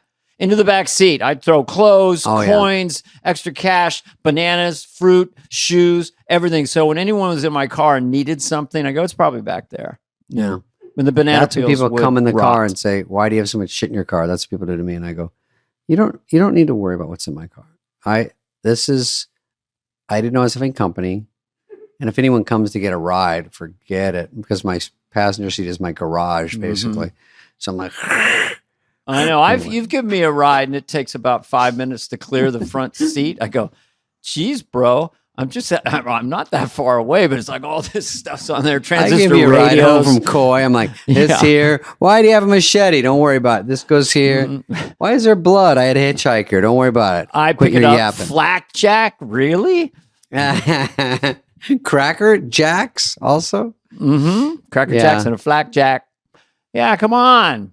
Okay, And by the way, so let's guess show what? some stories. Let's show some stories. Or what's Number astronaut shows how to eat ketchup at zero gravity. Okay, let's do It's it. like Brendan Fraser. This is sort of This is how you eat ketchup. You're shaking a bottle of ketchup. We're gonna eat ketchup at zero G. Okay. this is risky. Yeah. We gotta squirt it out. Oh my god, it works. Look at how sick it is. Gross. Whoa. What are you doing? It might be sicker Oh, that he eats man. ketchup. I don't care Note- where you note are. to self: cancel space station trip. Thank you. Yeah. Hey, the first thing we do when we get into space. By the way, that doesn't remind me they should do a porn in space. It doesn't remind me for no reason. There's nothing that would remind me of that. No, So don't worry that about it. wouldn't mean anything. But isn't Tom Cruise going to do a movie in the space station and it's going to be a hard R? I mean, hard R, No, I don't know. Dana. But he is going to do one in the space station. Would Well, you the go cat- do Busboys at the space station? if Busboys sequel is in the space station and the trailer That was just would me be- squirting Theo with ketchup like that would be that's the only trailer. You know anything else? I'd go. People would go. Busboys in space and just that in slow motion and then just You thought they didn't know what they were doing on Earth. yeah. That's not bad. Yeah, there you go. Dude, I got some busboy updates for you next show. Okay, I want to hear. It's real hush hush right now. Mm. Everything's really shh. Everything's really That's always a good sign. You know what the good sign is when your agent, manager, publicist all call you together. You're like, they go, we have Jimmy, Stevie, Little Bob, and Gervitz on the phone for you. And you're like, okay. Gervitz like, let me set the table. Spade, I don't know if you'll say yes to this because I know you don't like money. Dana likes money. Not like you like money. I'm the worst client ever. I mean, they used to call Kevin Klein Kevin D. Klein. That's funny. Kevin D. Klein. No. Yeah. So yeah, I tend to want to stay at home and watch movies and Dana, you want to do a casino gig on a Wednesday in Sheboygan? It's 3 flights and a 2-hour time difference. it's You not gotta that leave 2 far days from the before. Arctic Circle. You could see Yeah. a polar bear. Run up there. You don't like fun or money. Okay. I'm sure I can find some client likes it. Somebody likes money on my roster. Let me get Spades. Spades circling the airport right now, ready to go. Yeah. I know. Well, we would be like around the world in 80, like a flight that never, we refuel in space. Yeah, and if you there's a didn't turn comedy it club in the back. down, Yeah. the shit they go, every time you turn around, how about this? I'm like, I don't know. Why don't I just pitch a tent near the airport or something so I can just be ready to get airborne? Did you get into this? Because when I was watching comedians on TV in the 1960s, I didn't think, wow, I'd like to do this. I'll probably be flying. I'll be airborne for most of my life, and then playing corporate parties to a board ballroom that's drunk and tired. Has the CEO gets me in a headlock and go, "What's up, church lady?" Yeah, no shit. I thought I'd be Hey, in a one of our studio. VPs is going to come up and kick you in the nuts. Is that cool? Or should we call your agent? I go, no, you can do it. No, disclaimer. Usually they're very nice. With what we're paying you, come on. Come on. Yeah. But yeah, you could live it. You could live on we're lucky enough, first world Lucky. problem, to live on the road. If you take all the casinos in North America, comedy clubs, small theaters, big theaters, whatever, we could live in the sky, plop it down, do our shtick, and get back in the sky. Yeah, we have never-ending jet lag. We don't know where we are. I'm born in Michigan, so I'm still feeling that 2-hour time difference. It's never gone away. So now when I fly, that's all. Okay, that's a good joke. I processed bad. that. It's not Never bad. quite got adjusted. Yeah, it's just a thing. It's a biological thing. I No, also Dana, have a it's heart 2 murmur. p.m. for me right now. It's 2 p.m. Yes. for me. Oh, I don't know. I'm in New York half the times. I don't know what time Oh, yeah. it is. By the way, you're living in New York. It's crazy. I am. All right. Next story. We don't want to get into Dana and get him into a spin. No, into a spin. Here. Okay, this is. I thought this was interesting. Read a byline. I'll read out loud for the people at home. There's that no are one at home. listening, driving. A photo of cellmates. There's 2 guys in jail playing NBA 2K on a flat screen. It's like a 70-inch flat screen, which is 4 inches from their face, is going viral. And wearing brand new Converse or Nikes or something. What is that So not- X shoe? Maybe But that's isn't a there a prison swoosh shoe. above it? Yeah. The Nike Nike swoosh. Or socks. maybe that's socks. Okay. Well, what this says is that this particular group of gentlemen that are in a prison or a jail of some kind are having a very good time in jail. Right. I remember when I was younger, jail was no fun. That's what I was told. I don't know Yeah. for sure, but they're like, you shouldn't go to jail. It's no fun. But you get Right. 3 hots and a cot. Remember that term? Mm-hmm. 3 hot meals. 3 hot meals and a cot. And now you get 3 hots, a cot, and an 80-inch flat screen where you can play NBA video games. Maybe they're just in there. Maybe it's one of those smash and grab things where they're just in there for like 45 minutes till they get But arranged. who's getting a TV? Who gets a TV that big in your cell? I mean, I guess it's. I didn't picture a cell with TVs, but I figured like in the yard or they have like a cafeteria with a TV, and then they all fight over the channel. Mhm. But that's how it is in movies. But this isn't great. They're too tall. I would have no problem sitting on that bottom bunk, sitting up straight and watching Dr. Oh, Phil you or could whatever. stand on that bottom bunk. No, Dana, no. I could too. We're in the same. We're in the same tribe. It's- But anyway, okay, next one. But that was interesting that jail's come a long way. Mhm. Yeah. Okay. What's up? Next yeah. one. This No is rush. when you don't want to get a get out of jail card. There you go. There you go. There's the mic drop. Okay. This is okay. Don't play it yet. Don't play. Don't blah blah blah. Okay. This is a prank show, which I fucking hate. By the way, if anyone I see a prank on Instagram and I don't like it, I block them. Sorry. That's how tough Okay. I am. I'm fucking All tough. I run a tight Instagram. No, Yeah. I'm here to have fun. You're the I wanna alpha. see Yeah. you. Yeah, exactly. You be mean to me, gone. It's Mhm. not why I'm here. I'm not here to. No, like, I don't like practical jokes. I don't like surprise. And practical jokes when they look good, like they're in a bush and they scare people, and the people wipe out into a pole and hit their head, and you're like, he's dressed like a bush. I go, all it does is help the practical joker and get him views, and he's totally relaxed, having fun. The other person looks like a fucking asshole, and it ruins their day. In the end of the day, And it's it about scares 'em. I don't like being scared. humiliating or frightening people. Yeah. It's a terrific thing. But this one's funny. This one's all that said, hysterical. can you start it over or no? Let's get ready to rumble. It's a Japanese one, I think. Laugh it up. Okay. Okay, so volume. Let's go. Let's see. Perhaps have to be among the most popular. So she sits. Ooh, a little loud. Maybe a little less loud. So she falls. A little less And loud. then, when the poor victim is given some water to recover, She falls again. It's loud. Whoa. And so they But- dug up, it's a trap. It's A the pit. grass is a pit covered by And a they- fake by the turf. way, you're for sure getting when hurt. the poor victim finally gets to go home, one final trap awaits him. The victim is given Well, Everyone loves it so much. They're like, wow. Well, I mean, the sound of it and everything. It's violent. It's violent.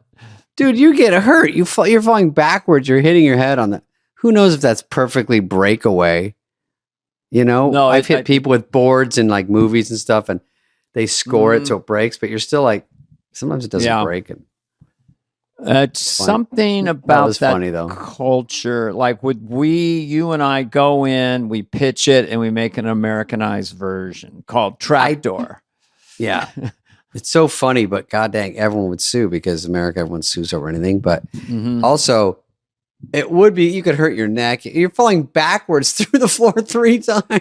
I know. Unbeknownst to her, she thinks she's free and good, and then bada bing, bada boom. Very clever. They put it in a van and they put it in. And then one more there, and one more there. one more. We should do a show called Yeah. America's Got Lawyers, where it's just about It's pranks. so And true. you'd like to meet my attorney? That's Mhm. good. America's Got Lawyers. I like that. All right, show something else. Mhm. While I'm preening, young woman details how much she spends for one night out in Miami at Live. This is a nightclub. So she's just reading her bill. I thought this is interesting. We got a bill reader here.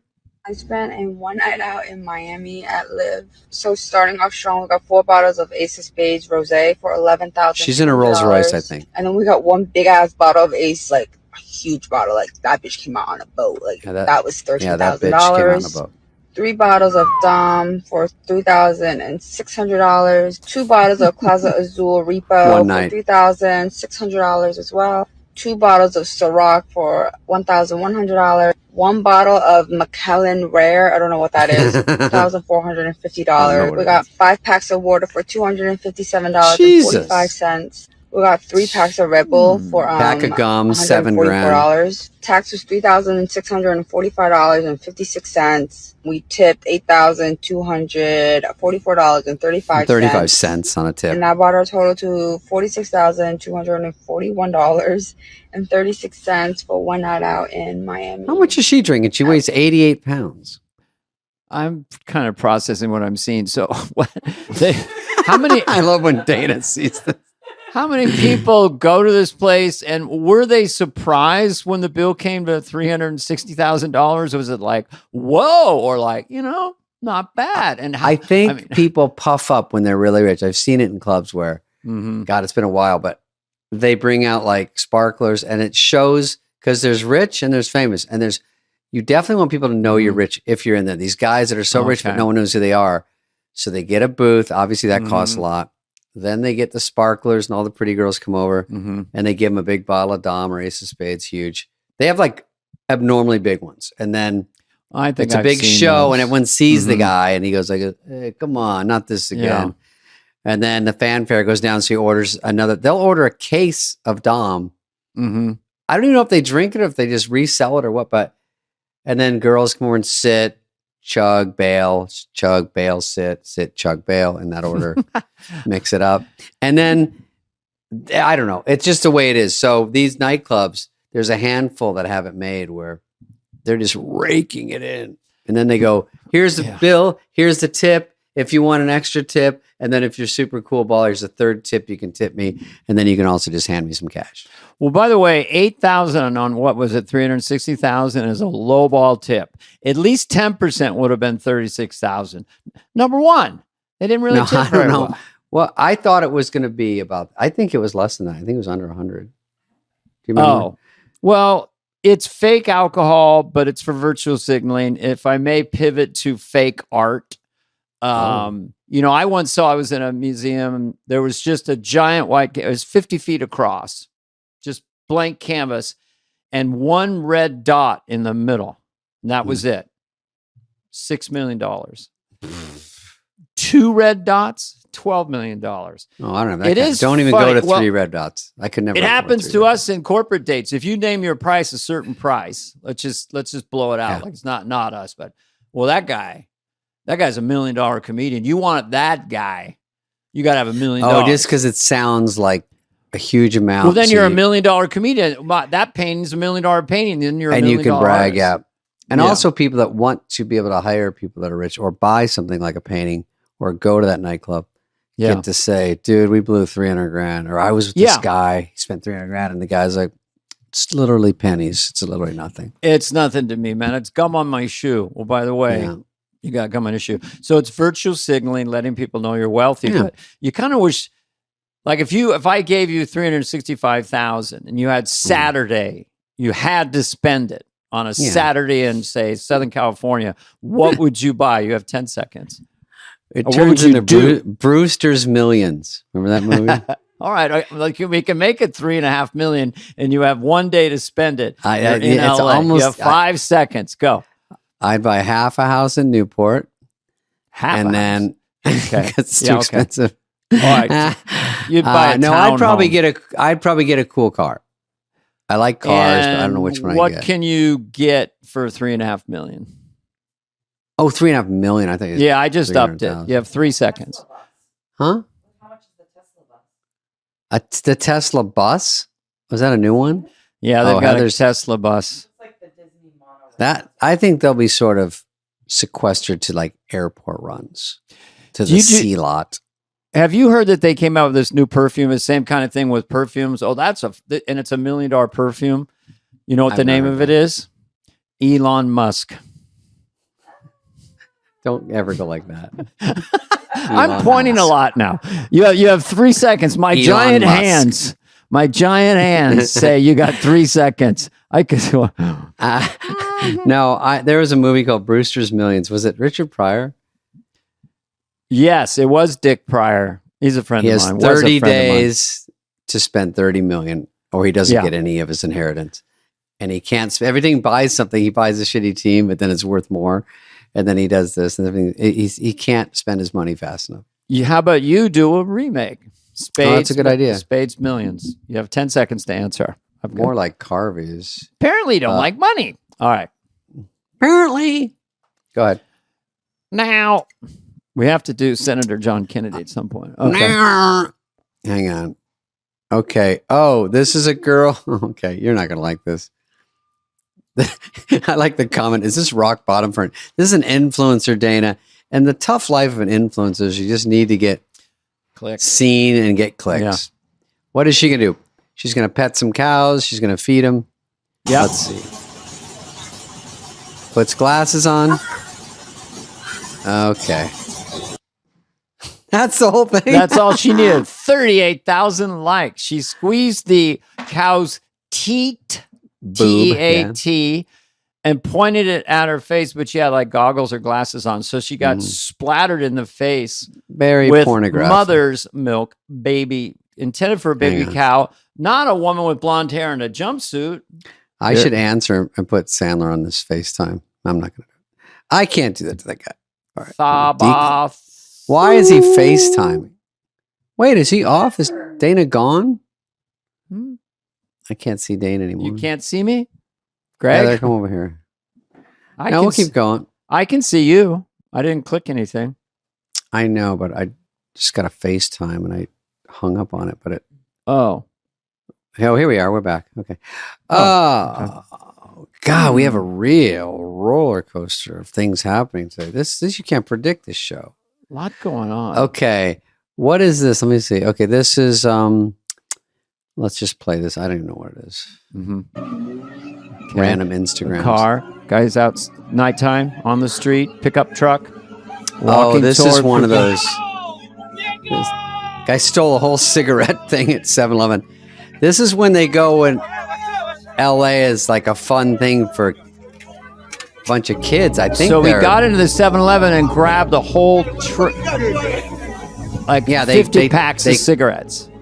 They take over 7-Eleven and rob everything in it. Look at this. They're This is in LA. ransacking. They're ransacking 7-Eleven. I think they get on a chat and say, "Let's go here," and just, but not a cop in sight. I think there's too many. They don't want to start trouble and look Right, bad. because then with that many, it could get ugly. So they just someone gets shot, take the someone hit. gets this, and then everyone goes, "Oh my God, they're just kids. What are you doing?" But it looks like probably high school, college age. I just feel sorry for the owner. Has to call the insurance company. You know, this is Dave over at 7-Eleven over in this neighborhood. I'm getting ransacked a lot. You know, how can I get full coverage? Getting nailed again? Yeah. How much do they take? They take every single item. It's about $2 million. All the sodas. Every single item is. Yeah, I think that's the thing. They clean me out, and I need insurance. Sorry, sir, we can't help you at this time. Yeah, I mean, give them a freebie, but you can't keep hitting the goddamn 7-Eleven and keep stealing it. It's just like crazy. I don't know.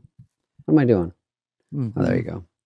Trying to. They get on should open camera. it for 7 minutes in the morning and 11 minutes at night. That might take. By the way, if they start closing all the 7-Elevens, like they're closing Walgreens and all CVS, like if there's too many of these, then they close them down. That means the insurance excuse of like, oh, they got insurance, they can find that they close because insurance doesn't cover you. They don't even cover houses they can't cover anymore that. to be like fires and everything. No, So you can't get insurance for a home in California. You really can't. You really can't. Certainly not fire insurance. Certainly Good not. luck And with that.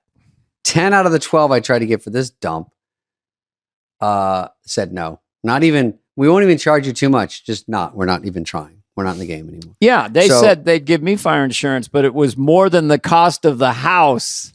That was the insurance? That's not a good deal. Yeah, don't close my 7-Elevens is the point. I don't want this to happen enough to where they close them down. I'm like, now we don't have 7-Eleven. Okay, quick impression of a Japanese American in an earthquake after just hearing this information. Okay. Insurance.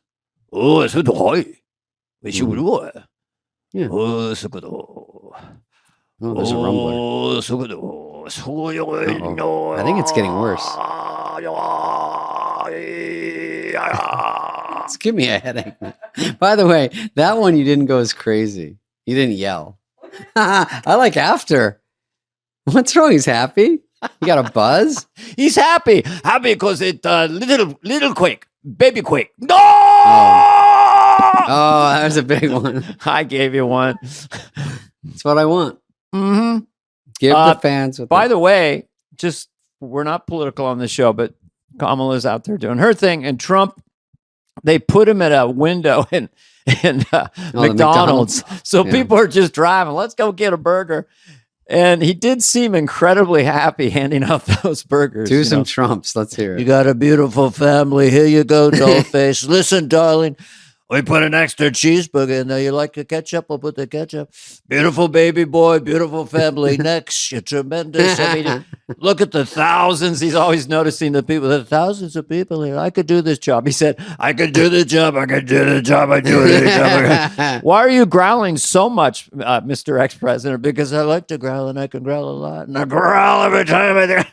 Because he's up 22 hours a day. I don't know how he does it. It's just they do say he's old and senile now. I'm like, I don't know, because he can stand and talk for 2 hours. I can't. My act, I do an hour. I'm like, hello, darkness, my old friend. Like, it's too much. And then he runs the McDonald's and he campaign. I mean, when you're on the campaign trail, that's got to be a beating. They don't include jet lag. They're not even factoring that in. Yeah, I guess when I'm driving on a long distance trip, that's the one time I do go to McDonald's. I get a cheeseburger, small fries, and I guess a small or medium Coke. And that carb, sugar, salt boost really helps me focus the steering wheel. So I guess Trump has the metabolism that he can perennially chase energy. Just give me a cheeseburger when we get to Toledo. Okay, we're in Florida. I want 2 Filet-O-Fish before I go on and a large Coke. And so we'd get low blood sugar, but he can keep chasing it with fast food. I want a Filet-O-Fish underneath the podium. I want extra fries. Dude, they gave me a double. Everyone is sickened by the fact they get a Filet-O-Fish, but I love them. And they gave me a double one accidentally. It was too much of a good thing. I was like, I go, is this a double? Sick. It's something about it was sick. Plus, there's a couple bones. It's the tartar sauce. I saw how they catch them off Alaska, and there's millions of these little fish. Really happy. Is it a real fish? Yeah, the real fish. And then they sweep them up onto the deck of the thing, and they flash freeze them. Like this kid, this fish was just in the water, looking happy. All of a sudden, like, then it's like, and then it's in your mouth with tartar sauce on it. An hour later, they smash all these minnows into little squares, smash them together. Yeah. Freeze. There's a guy with a big tartar sauce. Sounds like Donald Duck. Give it a Spade. I'm in the window. Yeah. I love it. Can't be happier. I've never seen you do the effect, denoting enjoying it, but I do think Trump can chase that carb high. That's his secret energy. Yeah. He can keep loading it. Mm-hmm. I'm packing on the pounds. Yeah, he somehow can eat still to this day McDonald's, which everyone says you got to give it up at some point. No, KFC, McDonald's, all that stuff. Yeah, 3 milkshakes, 4 Filet-O-Fishes, and then I'm going to have my dinner. That's an appetizer.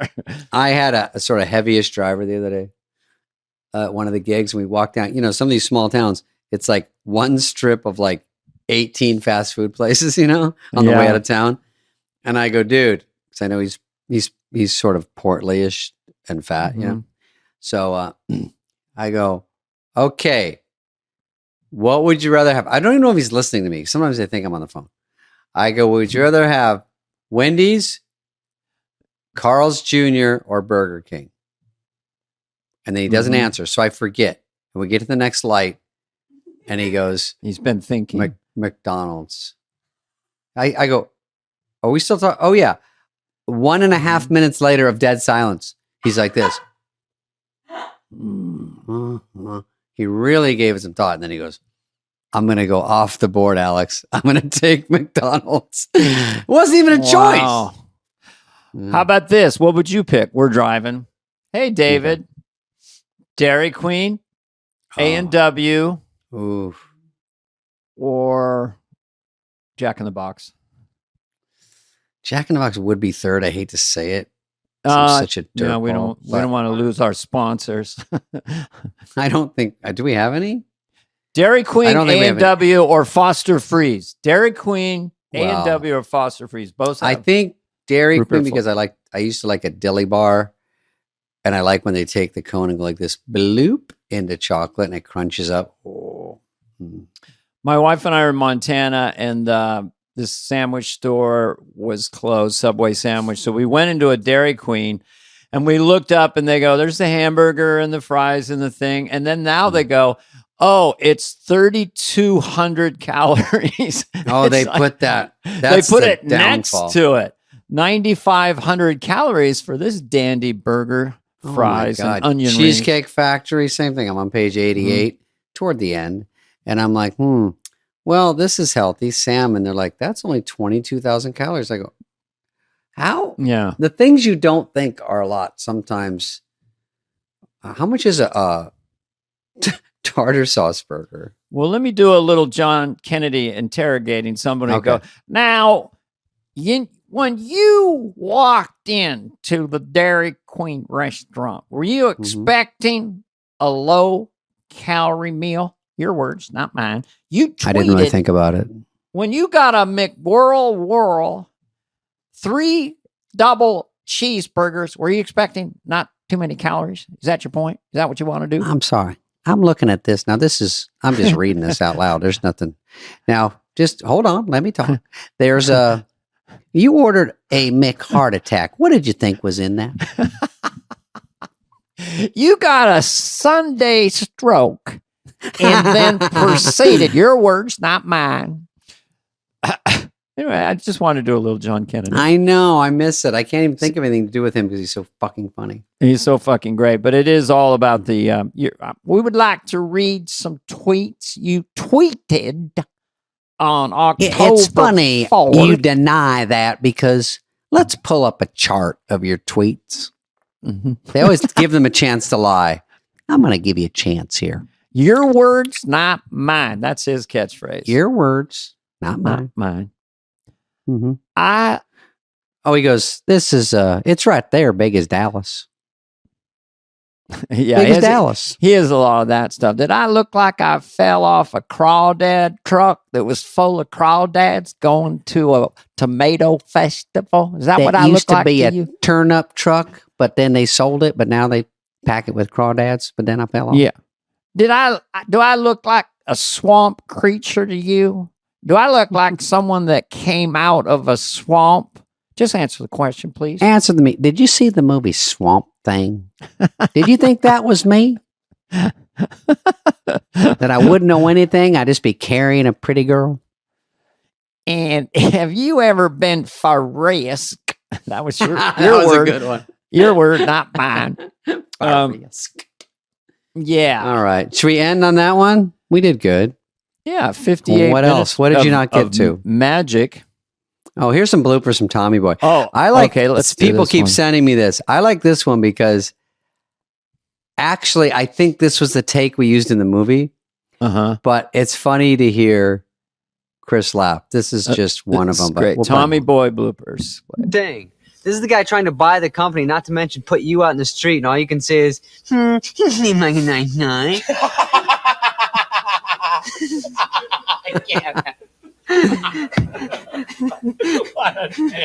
Richard, what's He goes, happening to us? Look at the coat doesn't rip. Kim, that's way too tight. They put little lines down the back. They scored it. And it's bleeding. Just that, It's supposed to- this was so big. Sorry. Dad was the best at telling people what they wanted to hear, It's first telling day of people what they shooting. needed to hear. He was good at a lot of that. Sorry, the door's ajar, please. Close the It's door. like, How can a door be ajar? Whack. Quickly, please. Ma'am, I'm thinking about blowing up the bar building. you just All follow. the extras laugh. The only thing I can figure out is whether to get Chicago style or thin crust. The salesman has left the building. See you tomorrow. Oh! The crew put that out there. Oh my God. What are you Scared him? saying? Okay, got it. The bull scared him. Is that Yeah, it? the crew just put it up there for Yeah. just to ruin a take, basically. Damn, it looks like a blast. And that was not Yeah, it even was digital then. You had to really be precious about, the film. Oh yeah, the takes, run out and stuff. And you seemed, I guess, like 21 or something. I know you weren't. Damn, man. Yeah, young. It's funny because that first one where I go, he seems like a nice guy. I don't know why. Maybe I just said it like that on that one. And when he laughs at the end, he goes, "What a dick." Yeah, I know. It's so funny. But he has the best laugh also. Well, that really captured his bursting laugh. You can't describe it to someone. Just, I mean, it's just like insane. And it's if you make him nice. laugh, it's so fun. It's so fucking It's fun. nice when you can make another comedian laugh. Oh, yeah. We laugh so hard on that movie. And sometimes people go, because I did an interview the other day and they go, so you and Farley had a fight over a sandwich on the. I go, don't put it as negative. There's so many fun things. Of course, when you're doing movies and a TV show together at the same time, you argue about stuff. But that was more like it, those bloopers, because we were just loopy and laughing. And the movie still came out funny, but those things are such a crack up, Yeah, I mean, in Wayne's World 1, I guess the first time I said, yeah, she's a babe. If she was a president, she'd be Abraham Lincoln. I think that's the line I said, but it was the middle of the night and Mike got the giggles. So he was laughing so hard. And then we just were able to keep it in the movie. Like he was. Oh, is that breaking, when you're but- laying on the laying car? on the AMC Pacer? The There's something windshield I or something? said It's about. great. Oh no, I know. What I said to him, when you ever see Bugs Bunny dressed as a girl? Do you like that or something around Bugs Bunny dressing? But he lost. But did it you and not say that before? You guys are just making up shit and just trying to. something triggered it, and it was him basically breaking. He's not in the movie anymore, but we put it in as Wayne laughing, and it comes off great. You know? That's funny as shit. The magic of editing, David. That's the fun, though. Yeah. Yeah. Okay. Well, that was a good one to end on. Okay. Thanks, Dana. It was nice meeting I you. have a quick idea. Just to put this in our listeners.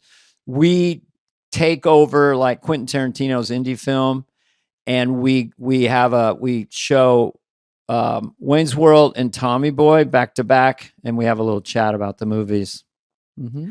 Oh, we talk about it while we play it or something, or what? Or show them and then do a Q&A. Maybe just do Tommy Boy. Oh, out in the real world? Yeah. Oh, we go somewhere? Well, yeah. We'll take this podcast on the road and basically we'll show movies and we'll do Q&A. We'll show a movie and then we'll do Q&A. Thanks for the ideas. Mm-hmm. All right. Tell us what you want on the YouTube. Thanks, guys. This has been a presentation of Odyssey. Superfly is executive produced by Dana Carvey and David Spade, Jenna Weiss-Berman of Odyssey, Heather Santoro, and Greg Holtzman. Hope you liked it. Ooh.